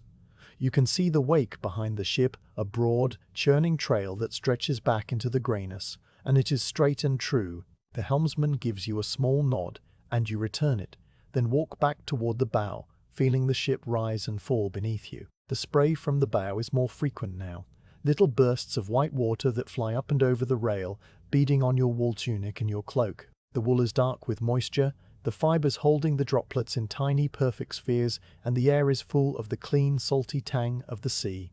You do not mind the wetness. It is part of the life you have chosen, and the coolness is refreshing after the heat of the previous days.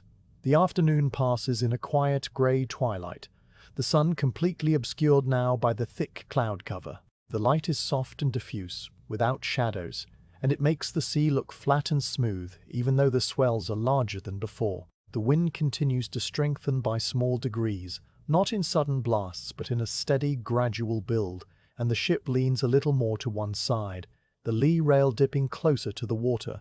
The sound of the wind in the rigging has become a low, steady howl, a single note that varies only slightly with the gusts, and it blends with the hiss of the water and the creak of the hull to create a deep, resonant drone. You sit for a while under the partial shelter of the hatch cover, your back against a grain sack, and you watch the other sailors as they move about their small tasks. One man checks the lashings on the spare sail, tugging each rope with a steady, methodical pull. Another coils a wet rope slowly, his hands red and chapped from the salt water.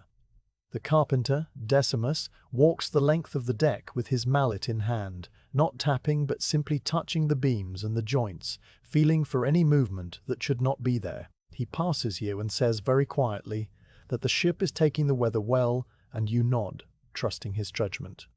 The rain continues, steady and unchanging, a soft, vertical curtain that reduces visibility to a few ship lengths. The world has shrunk to the deck, the sail, the grey water, and the sound of the rain. There is a strange comfort in this confinement, a sense of being held in a small, safe pocket while the larger world does its work. The ship is not fighting the sea, it is moving with it, yielding and rising, and you feel a deep sense of trust in the vessel that carries you. You think about the grain again, the wheat in the hold, still dry and safe beneath the canvas cover. You think about the olive oil in its clay jars, the amphorae still lashed tight. You think about the coast of Sicily, still many days away, a thin brown line that will eventually appear on the southern horizon. None of these thoughts are anxious. They simply pass through your mind like the clouds above, one after another, each one dissolving into the next. Later in the afternoon, the captain gestures for you to take a turn at the steering oars while the helmsman rests. You step up to the stern platform and take the grips in your hands, feeling the heavy pressure of the water against the blades. The oars transmit every motion of the sea directly to your arms, a constant living force that pushes and pulls with each swell. You plant your feet and lean into the work, making the same small, intuitive adjustments you have seen the helmsman make, and the ship answers by holding its course. The captain watches for a moment, then nods and turns away, his attention moving to the sail and the sky. The rain patters on your hood, runs down the wool in small streams and drips from the brim onto your hands. The wind hums around you, and the sea stretches away into a uniform grey that has no horizon, no division between water and air. You lose track of time, your body moving with the ship, your mind empty of everything except the sensation of the oars and the rhythm of the swells. It is a kind of meditation, this steering, a long, slow, wordless prayer to the gods of the sea and the wind. After what might be an hour, the helmsman returns, and you step aside, your arms tired in a pleasant, satisfying way. You walk forward and stand at the bow, holding the rail and looking into the greyness ahead. The spray soaks your tunic completely now, the wool heavy with water, but you are not cold. The exercise and the salt air have warmed you, and you feel alert and alive, fully present in the moment. The cloud bank has now covered the entire sky, from horizon to horizon, a solid, unbroken blanket of grey that seems to press down on the sea.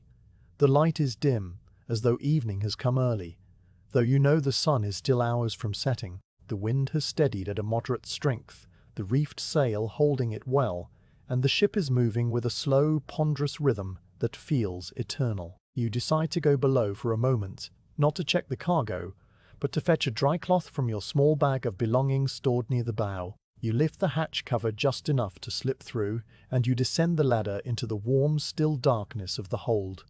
The sounds of the wind and rain are muted here, reduced to a distant hum, and the groaning of the timbers is louder, more intimate. The sweet, dusty smell of the wheat fills your nose, and you feel a sudden, deep sense of peace. The hold is untouched by the weather, a dry, quiet refuge beneath the storm, and you stand there for a long moment, breathing the warm air and listening to the ship's deep, resonant heartbeat. You find your cloth, wipe the rain from your face and hands, and then climb back up into the grey light. The deck is slick with water, and you move carefully, your bare feet gripping the wet wood. The rain is lighter now, more of a fine mist than a steady shower, and the wind seems to have eased slightly.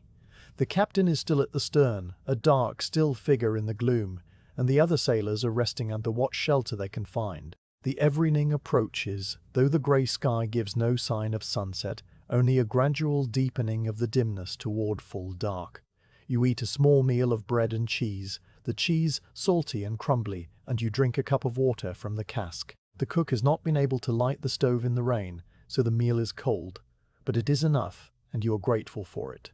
As night falls, the rain stops entirely, and the clouds begin to thin very slightly, a few ragged patches of lighter grey appearing in the west. The wind remains steady, and the ship continues to roll through the darkness, the lantern swinging from the forward beam, its small yellow flame a comfort in the vast black sea. You take your turn at the watch, standing near the bow and listening to the sounds of the night, the hiss of the water, the creak of the hull, the low hum of the wind, and you feel the deep, calm exhaustion of a day spent in the open air. The weather has changed, but the ship has not. It moves on through the darkness, carrying its cargo and its crew with a patient, unshakable endurance. And you move with it, a small temporary passenger on a journey that has no need of hurry or alarm. The darkness arrives early under the thick blanket of cloud, a slow deepening of the grey afternoon into a blackness that seems to rise from the sea itself. You stand on the deck near the main hatch, your cloak heavy with moisture, and you watch the last pale smudge of light fade from the western sky. The lantern is lit early tonight, its wick trimmed and its flame sheltered behind a thin sheet of translucent horn that glows like a small captive moon. A deckhand hangs it carefully from the forward beam, making sure the loop is secure, and the warm orange light spills across the wet planks in a pool that sways with every roll of the ship. The wind has steadied to a constant, moderate blow, not howling but singing a low, steady note through the rigging. The reefed sail is still drawing well, a pale rectangle against the black sky, and the ship leans slightly to starboard as it pushes through the water. The swells have grown larger since the morning, long, rolling hills of black water that lift the stern and let it fall with a smooth, powerful motion. You feel each swell in your legs and your back, a slow rise, a moment of suspension, and then a long, sliding descent into the trough. The rhythm is steady but irregular, each wave slightly different from the last, so your body never quite settles into a pattern. You walk carefully along the deck toward the stern, one hand touching the rail for balance.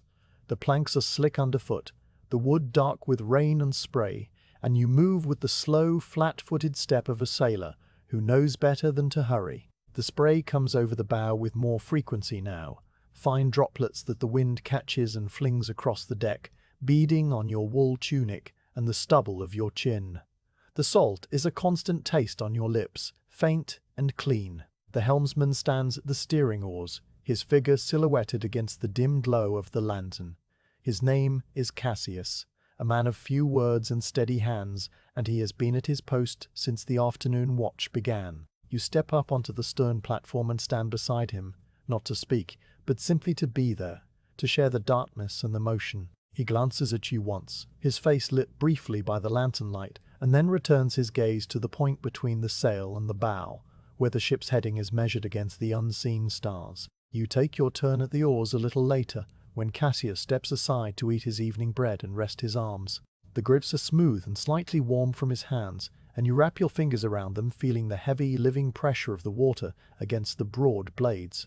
The oars are long, almost twice your height, and they extend far out over the stern, dipping into the black water with a gentle, constant resistance. Every movement of the sea travels up through the wood and into your arms, a push and a pull that never stops, and you learn to read the water through your hands. When a swell lifts the stern, the pressure on the port oar increases, and you lean into it, pushing slightly to keep the ship's heading true.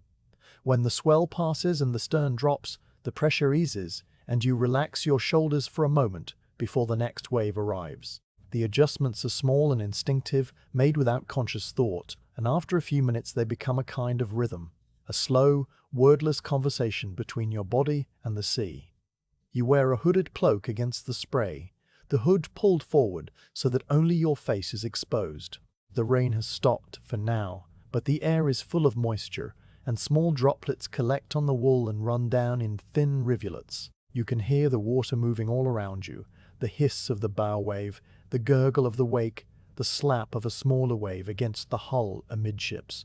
These sounds are so constant that they become a kind of silence, a background that your mind no longer registers as noise.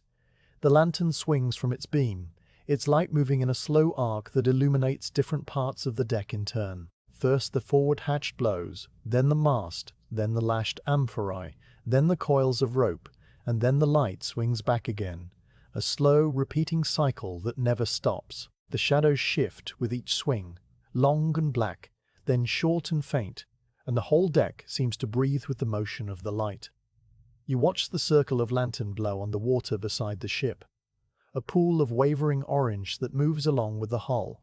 It is the only color in a world of black and gray, the only warmth in the cool night, and it is strangely comforting. Beyond that circle, the sea is invisible, an absolute darkness that stretches away in all directions. You can feel it more than see it, a vast, moving presence that surrounds the ship on every side.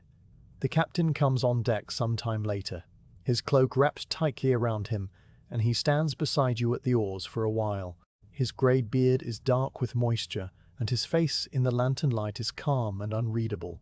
He asks, very quietly, how the steering feels, and you tell him that the ship is answering well, that the pressure is steady. He nods and then walks forward, checking the lashings on the sail and the tension of the sheets with a slow, methodical attention. After your turn at the oars, you find a spot to sit near the main hatch, your back against a grain sack that has been covered with a piece of oiled cloth. The sack is firm and warm, the wheat inside shifting very slightly with each roll, and you lean into it, letting it support your weight. You pull your cloak around your knees and listen to the sounds of the ship at night. The timbers are louder now than they were in calm weather. The long, low groaning of the hull planks working against the ribs has become a constant, resonant note, a deep vibration that you can feel in your chest as much as hear. The mast creaks in its step, a sound like a heavy door opening very slowly, and the yard makes a soft, regular knocking where it meets the wooden crutch that supports it. The stays and shrouds, the thick ropes that hold the mast in place, hum with a low, singing note that rises and falls with the wind. You close your eyes and let the sounds wash over you. There is no need to name them or sort them, no need to be alert or watchful.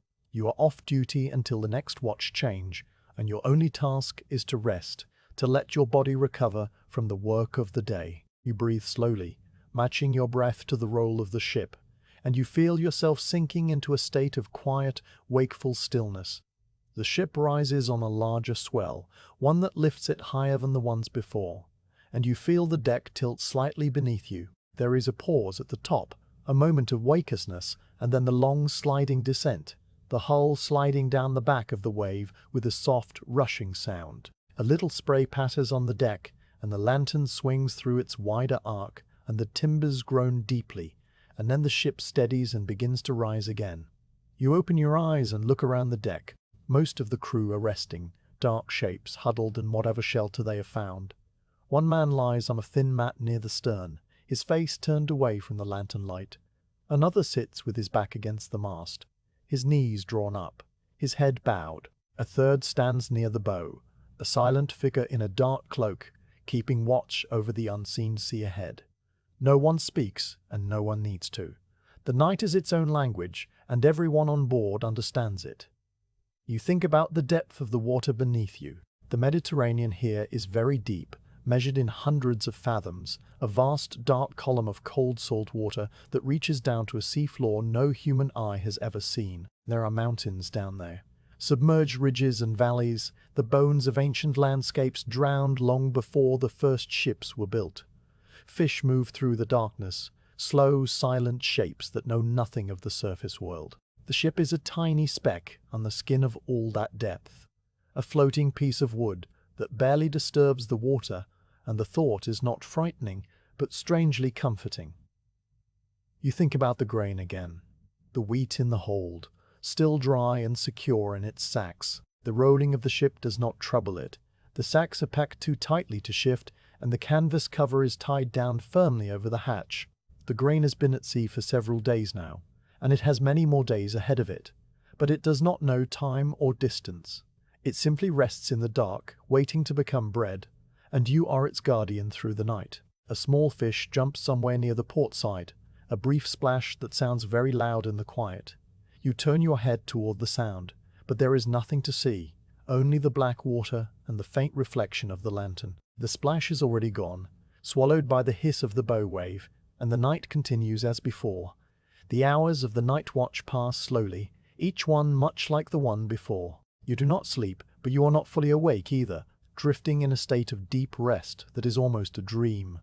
The lantern swings, the timbers groan, the water hisses, and the ship rolls on through the darkness. At some point you become aware that the cloud cover has thinned slightly, because a few faint stars are visible in patches overhead, tiny points of light that appear and then vanish as the clouds shift. They are too few to navigate by, but their presence is a quiet reassurance. Cassius, the helmsman, comes to find you when it is time for the next watch change. He touches your shoulder lightly, and you rise without speaking. Your body's stiff from sitting, but still loose and easy. You walk with him to the stern, and you take the oars again while he goes to rest.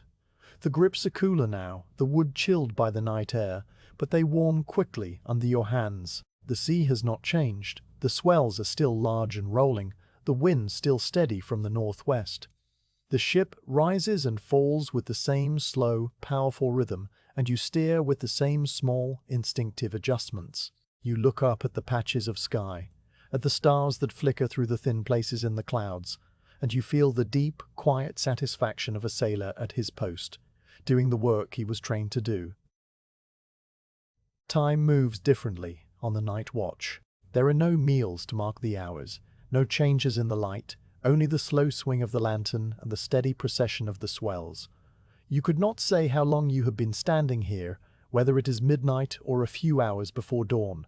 It does not matter. The ship will reach its destination when it reaches it, and until then you will stand your watch and steer your course.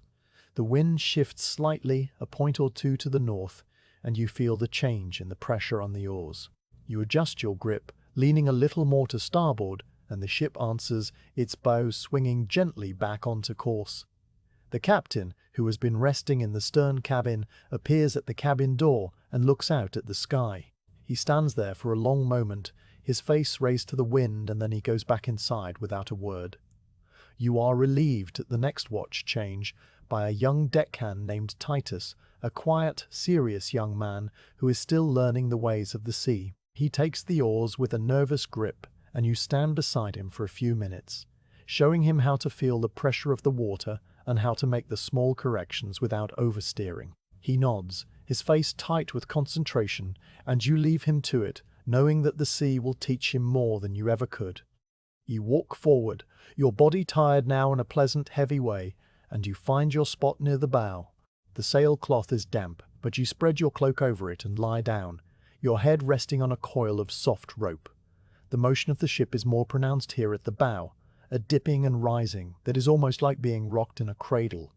You pull your hood over your face and close your eyes. The sounds of the ship are all around you, close and intimate. You can hear the water rushing past the bow planks just a few feet from your head, a clear, steady hiss that never changes. You can hear the wind in the forestay, a thin, high note that wavers slightly with the gusts. You can hear the creak of the mast step, the groan of the keelson, the soft tap of a loose block against the yard. Each sound is familiar, each one a part of the long, slow song of the ship at night. You let your breathing slow, let your muscles soften, and you feel yourself sinking towards sleep. The last thing you are aware of is the rise and fall of the hull, the gentle, persistent motion that has carried you across the sea for days and will carry you for days more. It is a good ship, a strong ship, a ship that knows its way through the darkness, and you are safe in its wooden embrace. Later, much later, you stir briefly and open your eyes. The sky is still dark, but the clouds have thinned more, and a thin crescent moon has risen in the east, hanging low over the water. Its light is faint and silver, barely enough to cast a shadow, but it outlines the shape of the sail and the mast against the night sky. You watch it for a moment, the moon and the stars and the dark, rolling sea, and then you close your eyes again and let the ship carry you back into sleep. The morning light comes pale and clean through a sky that has nearly cleared, the storm clouds of the previous days now only a low dark line far astern. You wait to the smell of dry wheat from the hold and the sound of the water cask being opened, the soft pop of the wooden lid and the gentle glug of the dipper descending. The ship moves with a gentler rhythm now, the swell still present but less steep, and the wind has settled into a steady breeze that fills the sail without strain. You stretch on your pile of sailcloth and feel the pleasant ache of a night spent on wood, the stiffness that will work itself out as soon as you begin to move. The daily meals on the grain carrier happen in a quiet, repetitive way that marks the passing of time more reliably than the sun, especially on days when clouds hide the sky. You have been at sea long enough now that your body knows when to expect food, a slow hunger that builds in the late morning and again in the late afternoon, and this knowing has become as natural as breathing. You rise and walk to the water cask near the mast, where a small queue of sailors is already forming, each man waiting his turn with the patient stillness of people who have nowhere else to be. The cask is a large wooden barrel lashed firmly to the deck with ropes that pass through iron rings, its staves dark with age and moisture. A long-handled bronze dipper hangs from a hook beside it, and each man takes the dipper in turn, scoops a measure of cool water, drinks it down, and then passes the dipper to the next. You wait your turn, looking out at the sea, which is a soft blue-grey today with small white caps that sparkle briefly in the morning sun. When the dipper comes to you, its handle is smooth and slightly warm from the hands before you, and the water tastes of cedar and the faint mineral whisper of the deep well it came from. You drink slowly, letting it wash the salt from your throat, and then you step aside. The ship's daily meals happen in a quiet, repetitive way that marks the passing of time more reliably than the sun. The morning bread is distributed by the cook, a small wiry man named Gallus, who has a missing finger on his left hand and a habit of humming tunelessly while he works. He opens a large linen sack that has been stored in the dry locker near the stern, and from it he takes flat rounds of bread, each one pale brown and slightly pitted from the baking stone. The bread was made in Alexandria, baked in the great communal ovens near the harbour, and it has dried over the days at sea until it is firm and tough, but it keeps well and fills the belly. You receive your portion, a single round of the flatbread that fits easily in your palm, and you nod your thanks to Gallus, who nods back without ceasing his humming. Along with the bread, each man gets a small handful of dark olives from a clay jar, their wrinkled skin glistening with oil and salt, and a cup of wine mixed with water from the cask. The wine is a thin, sour red from the vineyards of Crete, carried in a smaller cask that was tapped on the first day of the voyage, and it is always cut with twice its measure of water. The result is a pale, pinkish liquid that tastes more of water than wine, but it is refreshing and safe to drink, and it provides a small warmth in the stomach. You take your meal to your usual spot, a coil of thick anchor rope that sits under the partial shelter of the port rail. The rope is made of heavy hemp, its fibers dark with tar, and it has been coiled into a flat circle that makes a comfortable seat. You settle onto it, your back against the rail, and you arrange your bread and olives on your knee. The deck around you is quiet, most of the other sailors having found their own places to sit, and the only sounds are the hiss of the water, the creak of the rigging, and the soft murmur of voices from those who choose to speak. You break off a piece of the flatbread and put it in your mouth, chewing slowly. The bread is hard at first, resisting your teeth, but as you chew it softens and releases a faint, nutty sweetness, the taste of the wheat that fills the hole beneath your feet. You have eaten this same bread every day of the voyage, and it always tastes the same. But the sameness is not boring. It is reassuring, a constant, in a world of moving water and shifting wind, and you chew each bite slowly, not because you have to, but because there is no reason to hurry. The olives are dark and intensely salty, their flesh soft and slightly bitter. You eat them one at a time, placing each pit carefully on the deck beside you, where you will later toss them over the side. The oil from the olives coats your fingers, and you lick them clean after each one, tasting the rich, fruity flavor that reminds you of the small olive groves on the hillsides near your home. You have not seen those hillsides for many months, but the taste of the olives brings them back as a brief, gentle image that fades as quickly as it comes. You drink the watered wine in small sips, holding the clay cup in both hands. The cup is a simple, unglazed vessel with a rough texture that catches on your calloused fingers, and it has been used by many sailors before you, its rim worn smooth from countless lips. The wine is cool and slightly astringent, leaving a dry feeling on your tongue, and when you finish the cup you raise it to Gallus, who collects it and fills it again from the wine cask and the water cask in a slow, practiced rhythm. This second cup is meant to last through the rest of the morning, and you set it beside you on the deck, where it slides very slightly with the roll of the ship. The morning meal is a quiet anchor in the day, a fixed point around which the hours arrange themselves. You sit on the coil of anchor rope, chewing slowly, and you listen to the sounds of the ship and the sea. One of the older sailors, a man named Strabo with a face like cracked leather and a long white beard, sits nearby on a grain sack. He hums a melody so soft it barely rises above the wind, a tune that seems to have no beginning or end, and you let it wash over you along with the hiss of the water and the creak of the blocks. Strabo has been a sailor for longer than anyone on the ship can remember, and he rarely speaks, communicating instead through nods and hums and the occasional lift of an eyebrow. His humming is a tuneless, wandering thing that shifts from key to key without pattern, and yet it is deeply soothing, a human sound that blends with the wind and the sea to create a kind of quiet music. You close your eyes for a moment and let the melody settle in your ears, a soft, meandering thread of sound that asks nothing of you. The sun climbs higher as you eat, its warmth spreading across the deck and drying the last of the dampness from the planks. The ship is quieter today than it has been, the wind having dropped to a gentle breeze that barely ruffles the surface of the sea. The sail is still drawing well, its linen glowing pale against a blue sky, and the helmsman at the steering oars makes only the smallest adjustments now and then, his body relaxed and still. The whole ship seems to be resting, recovering from the strain of the stormy days, and the morning meal feels like a small celebration of that rest. You finish your bread and olives, and you save the last sip of your watered wine to wash down the final crumbs. The taste of the wheat and the salt and the faint sourness of the wine mixed together on your tongue, a familiar combination that you will taste again at the afternoon meal and again tomorrow and the day after that. You rise and stretch, your back cracking softly, and you take your cup to the small bucket of seawater where the cups are rinsed before being stacked near the cask.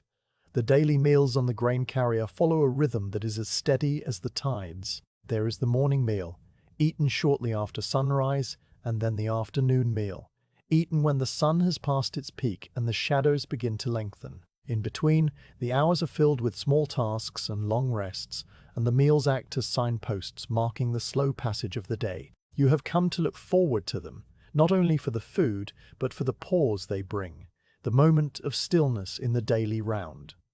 After the morning meal, you go about your tasks with a quiet, unhurried mind. You check the lashings on the amphory, tighten a rope that has loosened slightly, coil a length of line that was left on the foredeck. The work is simple and repetitive, and your body does it almost without thought, your hands moving through the familiar motions while your mind drifts. You think about the bread you just ate, about the grain it came from, about the fields along the Nile where the wheat grew tall and golden under the hot sun. You think about the baker who shaped the dough and slid it into the oven, a man whose name you will never know, but whose work has traveled with you across the sea. As the morning passes, you find yourself sitting again on the coil of anchor rope, watching the other sailors at their own small tasks. Decimus the carpenter is oiling a block near the mast, his fingers working the oil into the wood with slow, circular motions. Marcus the deckhand is mending a torn piece of sailcloth, his needle dipping and rising with the same steady rhythm as the sea. Strabo the old sailor is still humming, his eyes half closed, his body swaying gently with the motion of the ship. The scene is peaceful and timeless, and you feel a deep sense of contentment settle over you. When the sun is directly overhead, Gallus appears again with the linen sack of bread and the jar of olives, and the afternoon meal begins. It is identical to the morning meal in every way. The same flatbread, the same olives, the same watered wine, the same quiet distribution, the same slow, mindful chewing. And yet it feels different, because the light is different.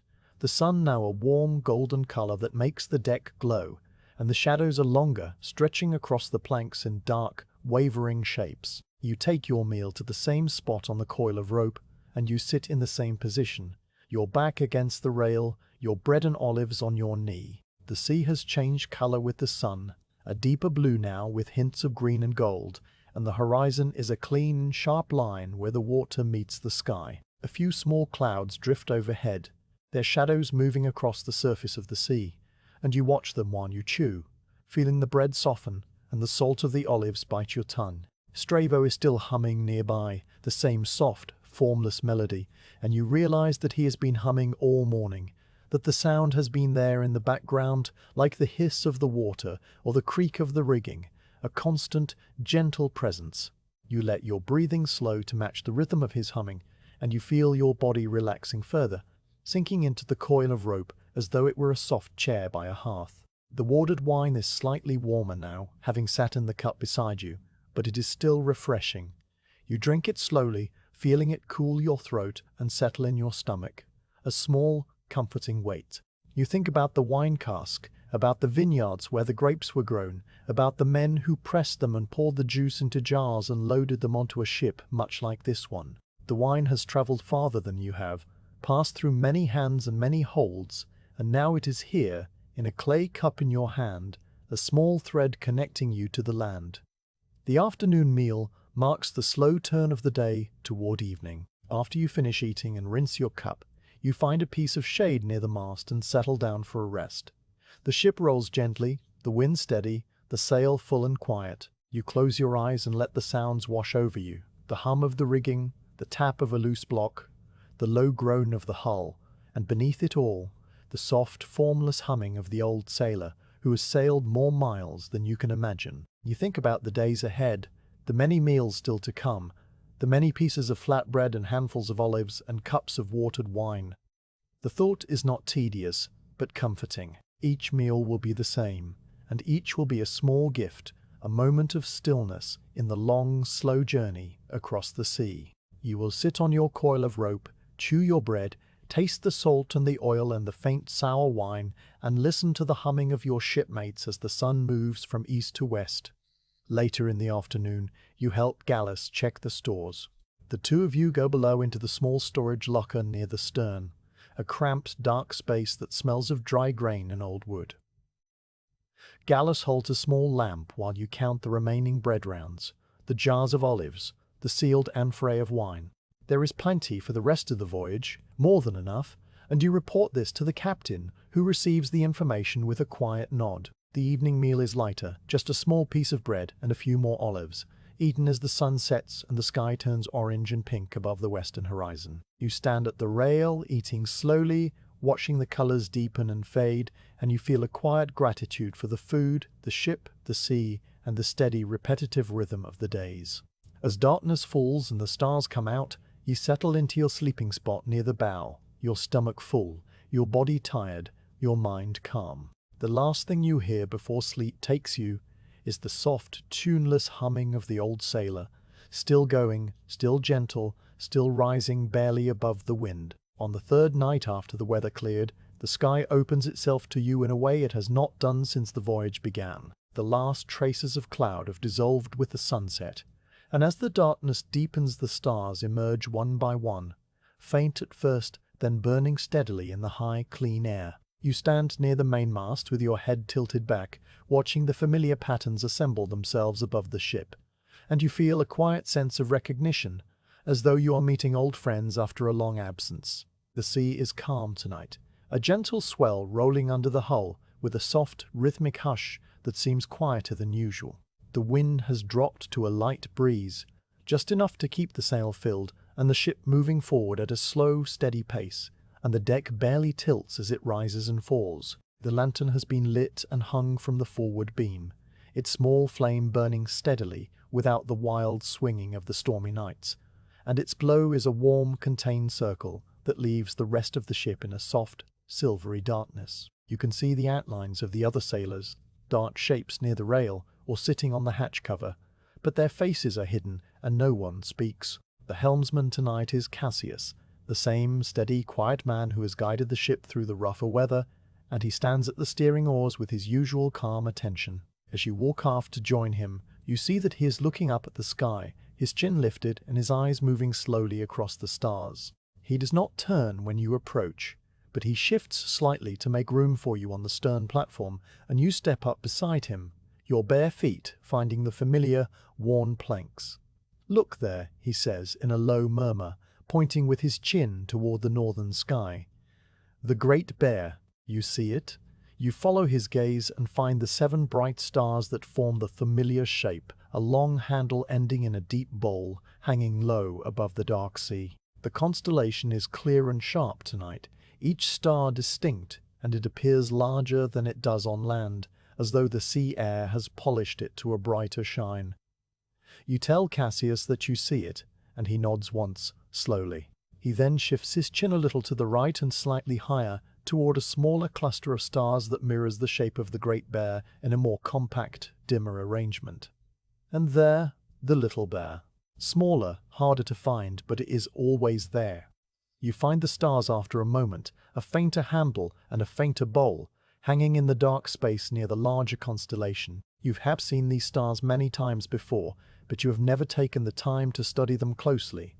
And now, in the quiet of the night watch, you find yourself drawn to them. Cassius sees your interest and begins to speak, his voice a low murmur that carries no further than your ears. He tells you that the star at the very tip of the little bear's tail is called the still star by some sailors, the fixed star by others, because it remains almost exactly in the same place night after night, year after year, while all the other stars slowly wheel around it. You look at that star, a small, steady point of light that is not the brightest in the sky, but holds its position with a quiet, unshakable persistence, and you understand why it matters.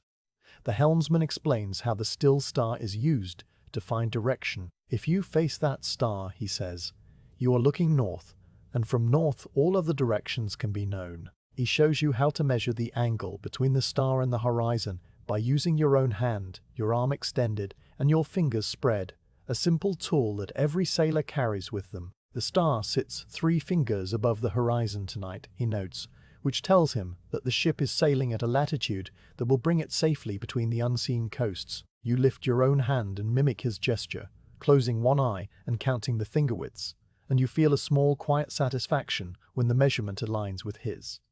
Then he turns slightly and points toward the bow, where another bright star hangs low in the eastern sky. That star, he says, is the one the helmsman uses to hold the ship's heading on this particular course. By keeping that star just off the port bow, no more than a handspan to the left of the forestay, the ship will travel a straight line toward the western islands and the strait that leads to the Roman Sea. If the star drifts too far to the left, the ship is turning north. If it drifts too far to the right, the ship is turning south. The everyday heroes hunts his smives most oldest and most hellish impression that becomes automatic after enough nights at sea. You watch the eastern star for a while, noting how it appears to move very slowly across the sky, though that movement is an illusion caused by the ship's own motion. The star is fixed, the sea is moving, the ship is cutting through the water at a steady pace, and the combination creates a slow, graceful dance that changes hour by hour. Cassius tells you that by the end of his watch, that star will have shifted slightly to the right, and the next helmsman will choose a different star, one that has risen to take its place, and the navigation will continue without pause. The two of you stand in silence for a long time, watching the sky and the sea. The Great Bear and the Little Bear remain overhead, their positions shifting only very gradually as the night deepens. The still star holds its place at the tip of the smaller bear's tail, a tiny, steady anchor in the darkness, and you find your eyes returning to it again and again. It is strange to think that this same star has guided sailors for centuries, that Phoenician and Greek and Roman ships have all steered by its light, that the men who built this very ship used it to cross the sea on their own voyages. The star does not care about any of that, it simply burns in the cold void, and its indifference is a kind of comfort. You ask Cassius how he learned the stars, and he tells you in his quiet way that he learned from an old helmsman on a ship out of Ostia, a man who had sailed the northern seas and knew the stars of both hemispheres. That old man pointed to the same constellations and said the same words, and now Cassius points and speaks, and someday perhaps you will point and speak to another young sailor standing on a dark deck. The knowledge passes from hand to hand, voice to voice, and it changes very little over the years. The deck is peaceful around you, the other sailors resting or sleeping in their usual spots. You can hear the low groan of the hull, the soft tap of a loose block against the yard, the hiss of the bow wave, and beneath all those familiar sounds, the quiet murmur of Cassius's voice as he names a few more stars for you. He shows you the bright star that marks the head of the Serpent constellation, and the 2 bright stars that are called the Twins, and the reddish star that glows in the eye of the Bull. Each name is a small piece of history, a gift from the past, and you receive them with quiet gratitude. After a while, Cassius falls silent, and you are left alone with the sky. He makes a small adjustment to the steering oars, leaning slightly to the left, and the ship answers by swinging a point to starboard, aligning itself with the chosen star again. The motion is so smooth that you barely feel it, just a tiny shift in the angle of the deck, and then everything is steady once more. You decide to lie down on the deck near the stern, where the planks are dry and the motion of the ship is gentlest. You stretch out on your back, your head resting on a coil of soft rope, and you look straight up at the heavens. From this angle, the mast and the sail are a dark silhouette against the stars, the yard a horizontal line that slowly swings from side to side as the ship rolls. The sail itself is a pale triangle, faintly luminous in the starlight, and it seems to breathe as the breeze fills it and releases it in a slow, regular rhythm. The sky is so full of stars that it seems almost textured, a deep, dark fabric woven with tiny points of light.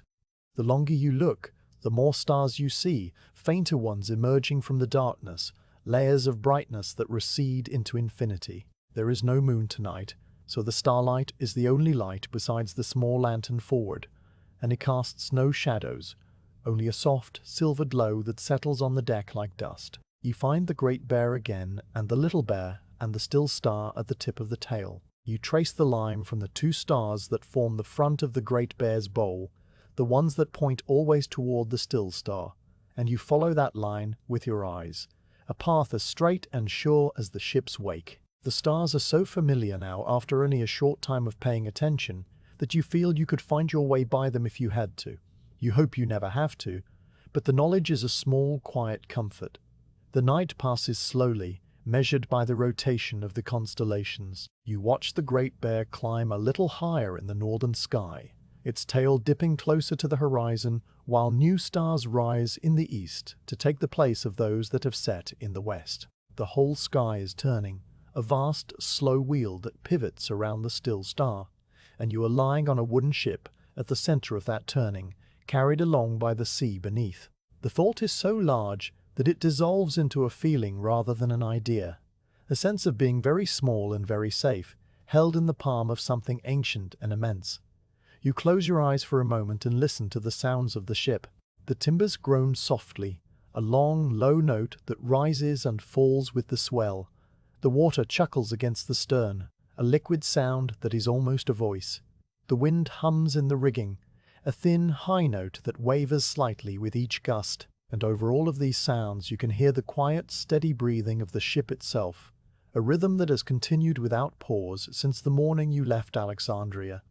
When you open your eyes again, the stars have moved noticeably. The bright star that Cassius pointed to off the port bow has shifted to the right, just as he said it would, and a new star has risen to take its place, a fainter one that sits exactly where the first star was an hour ago. The helmsman has already adjusted his course to follow this new star, and you can see him standing at the oars, his face calm and patient, his eyes moving between the sky and the sea. You rise and walk forward to the mainmast, where a small group of sailors has gathered in the darkness. They are looking up at the sky as well, their faces turned toward the north, and one of them, the young deckhand Titus, is pointing toward the still star, with a hesitant, uncertain gesture.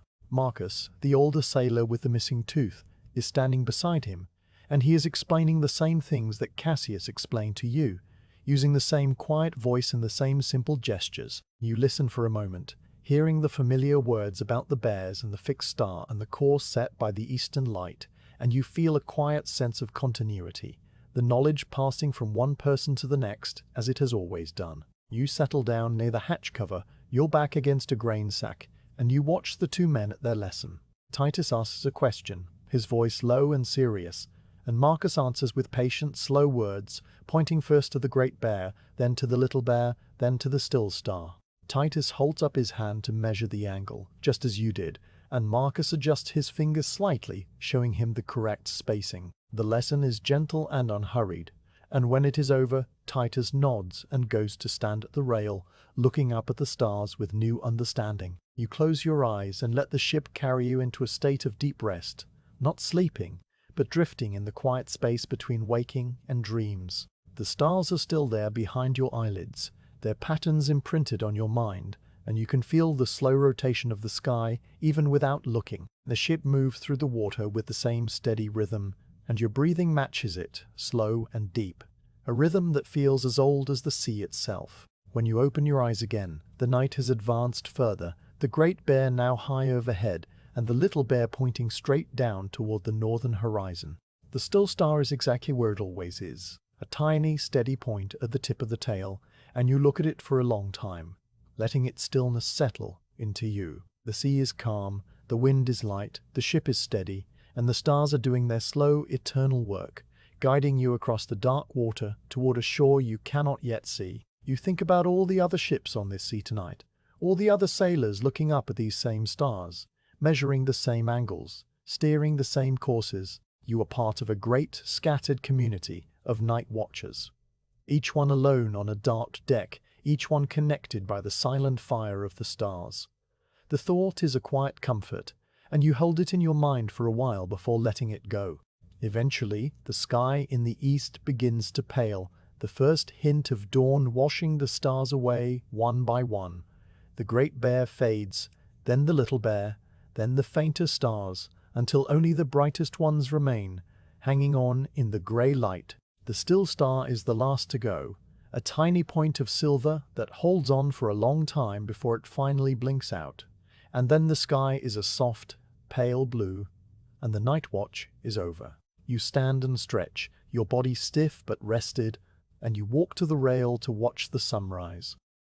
The sea turns from black to grey to blue, and the sail catches the first golden light, glowing warmly against the pale sky. The ship is still on course, still moving steadily, and you know that tonight, when the darkness returns, the stars will be there again, waiting to guide you through the next watch and the next, until the voyage reaches its end. The afternoon light changes before you fully understand what it means, a subtle softening of the hard blue edge where the sea meets the sky. You have been sitting near the bow with your back against the forward rail, your eyes half closed against the steady glare of the sun on the water, and you notice the shift as a faint warming of the color, a slight haze that was not there before. The sea itself remains the same deep, rolling blue it has been for days, and the sky above is still clear, except for a few high wisps of cloud. But something in the quality of the air has altered, and you rise to your feet to look more carefully ahead. At first, you see nothing, just the endless field of water stretching away to every horizon. You shade your eyes with your hand and scan the line where the sea meets the sky, moving your gaze slowly from left to right. The line is not perfectly sharp anymore. There is a blurred patch directly ahead, a thin brown smudge that could be mistaken for a low cloud, except that it does not move or change shape. It sits on the horizon like a brush stroke of dark paint on pale cloth, so faint that you blink and lose it, then find it again by relaxing your eyes and letting them adjust to the distance. You walk aft toward the captain, who is standing at his usual place near the steering oars, his hands resting lightly on the worn grips. His grey beard lifts slightly in the breeze as he looks ahead, and there is a quiet satisfaction in his posture, a looseness in his shoulders that tells you he has already seen what you are only now noticing. He turns his head slightly as you approach, and without speaking he lifts his chin toward the distant smudge. "Sicily," he says, the single word carrying the weight of all the sea miles behind you. You look again, and the smudge resolves itself a little more, becoming a thin, brown line that stretches across a small arc of the horizon, still very far away, but now unmistakably land. The news passes through the ship without announcement or excitement. Marcus the deckhand looks up from his mending, his needle pausing in the cloth, and he squints at the horizon for a long moment before nodding to himself and returning to his stitches. Decimus the carpenter, who has been checking a worn block near the mast, walks to the rail and stands there with his mallet hanging loosely in his hand, his eyes fixed on the distant shore. Strabo the old sailor, who has been humming his soft, formless melody all morning, falls silent for a moment and simply looks, his weathered face as still as carved wood. And then he resumes his humming, the tune unchanged, but perhaps a shade gentler. There is no celebration, no shouting, no running to the bow. The ship has been moving toward this land for many days, and every man on board has known that it would appear eventually. Its arrival is not a surprise, but a confirmation, the fulfillment of a promise made by the stars and the steady winds and the unshakable wooden hull. The distance is still great. Many hours of sailing remain before the coast becomes clear enough to see its features, and the captain orders a slight adjustment of the sail to hold a course that will bring the ship near the sheltered anchorage at Syracuse, where fresh water can be taken on and the anchor can find a sandy bottom for a night of rest. The crew move about their small tasks with the same slow patience they have shown every day of the voyage. One man uncleats the sheet line and pulls it in a few handspans, cleating it again while another checks the tension on the brails. The sail shifts very slightly, its great white belly adjusting to the new angle of the wind, and the ship leans a little more comfortably into its course. The steering oars creak as the helmsman makes his own small correction, and then everything is steady again, the ship pointed like an arrow toward the smudge of land that grows almost imperceptibly larger with each passing hour. You return to the bow and stand there with your hands on the rail, watching the distant shoreline slowly take on shape and color. The brown line becomes a series of low hills, their slopes softened by distance, and you can just make out the darker green of vegetation, patches of scrub and woodland that cling to the dry Sicilian soil. The light is golden now, the sun beginning its slow descent toward the western sea behind you, and the land glows with a warm amber light that makes it look more like a painting than a real place. The air has changed too, carrying now a faint scent that is not salt or fish or wet hemp, but something earthier, a dry, dusty smell of soil and stone and sun-warmed herbs that has been missing from your senses for all the days at sea. A small flock of gulls appears high overhead, their wings catching the light as they circle the ship once and then fly off toward the land. They are the first birds you have seen since leaving the coast of Egypt, and their white bodies against the blue sky are a bright, moving signal that the world of solid ground is near. You watch them until they become tiny specks and then vanish, and you feel a quiet, wordless welcome in their brief presence. The afternoon passes slowly, more slowly than any afternoon before, because the land is there now, and every man on board is aware of it, even if no one speaks of it. The tasks of the ship are done with the same careful attention, but there is a new quality to the quiet, a subtle anticipation that hums just below the surface of the ordinary sounds. The hiss of the water seems a little louder, the creak of the timbers a little more resonant, the thud of the mallet as Decimus taps a beam a little more deliberate. The ship itself seems to sense the nearness of land, its motion slightly changed as it enters the shallower waters of the coastal shelf, the swells becoming longer and flatter, the waves less steep. You help prepare the anchor for the evening, a task that involves uncoiling the heavy anchor rope from its storage near the foredeck and laying it out in long, even loops on the planks, making sure there are no tangles or kinks that might catch when the anchor is dropped. The rope is the thickest on the ship, made of twisted hemp as wide as your forearm, and it is stiff with salt and age, its fibers rough against your palms. You work slowly, pulling the rope from its coil and walking it aft, laying it down in a careful pattern, while another sailor checks the iron anchor itself, a heavy four-flute shape that rests in its wooden cradle near the bow. The anchor has been unused since you left Alexandria, its surface dull with a thin coat of rust that will scrape off the moment it bites into the sandy bottom. The carpenter joins you at the foredeck, and together you check the windlass, a stout wooden drum with heavy iron pawls that will be used to haul the anchor back up when the time comes to leave. He oils the moving parts with a few drops from a small clay flask, working the handle back and forth to spread the oil evenly, and the mechanism moves with a smooth, quiet clicking that sounds like a slow heartbeat.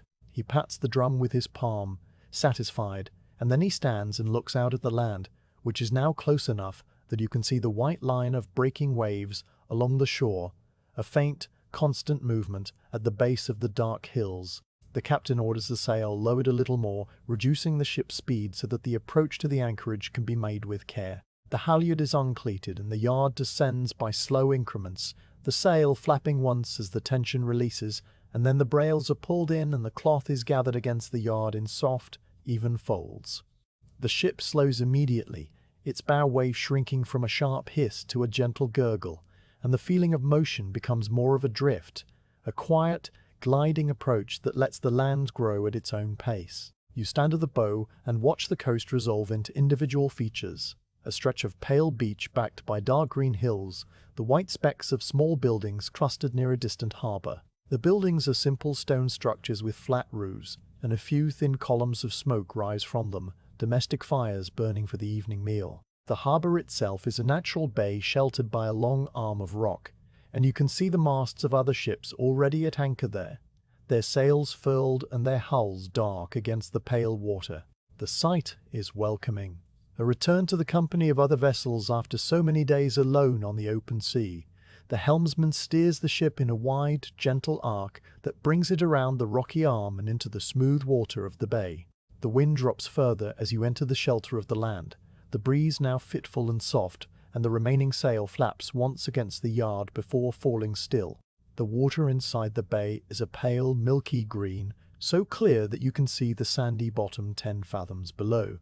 A smooth, rippled floor scattered with dark patches of seagrass and the occasional flicker of a passing fish. The ship glides over this underwater landscape with a slow, silent grace, and the only sound is the gentle lap of small waves against the hull. The captain gives the quiet order to drop the sail entirely, and the crew move to the halyard and the brails, lowering the yard and gathering the cloth into a neat bundle against the mast. The ship, now without any wind to push it, slows even further, its momentum carrying it forward just enough for the helmsman to position it over a clear patch of sand. When the captain raises his hand, the helmsman steadies the oars and holds them still, and the ship comes to a gentle, almost imperceptible stop, floating without movement for a long, suspended moment.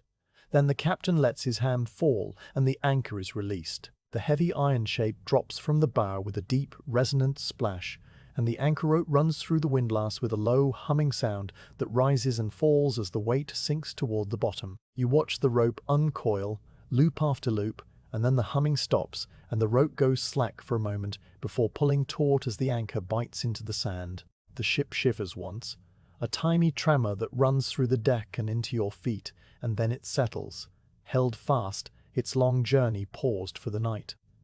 The quiet that follows is different from the quiet of the open sea. It is a still, sheltered quiet, broken not by the hiss of the bow wave, but by the distant murmur of the shore, the soft cry of seabirds settling for the night, and the faint, rhythmic sound of a hammer from one of the other anchored ships where some small repair is being made. The air is warm and smells of land, of dry grass and cooking smoke, and the faint, sweet scent of unknown flowers carried on the light breeze. You breathe it in deeply, filling your lungs with the smell of earth and human life, and you feel a deep, quiet peace settle over you. The crew gather near the mast, and Gallus the cook distributes the evening meal, the same flatbread and olives and watered wine as every other night. But tonight, the food tastes slightly different, as though the nearness of land has given it a new flavor, something fresh and hopeful. You sit on your coil of anchor rope and eat slowly,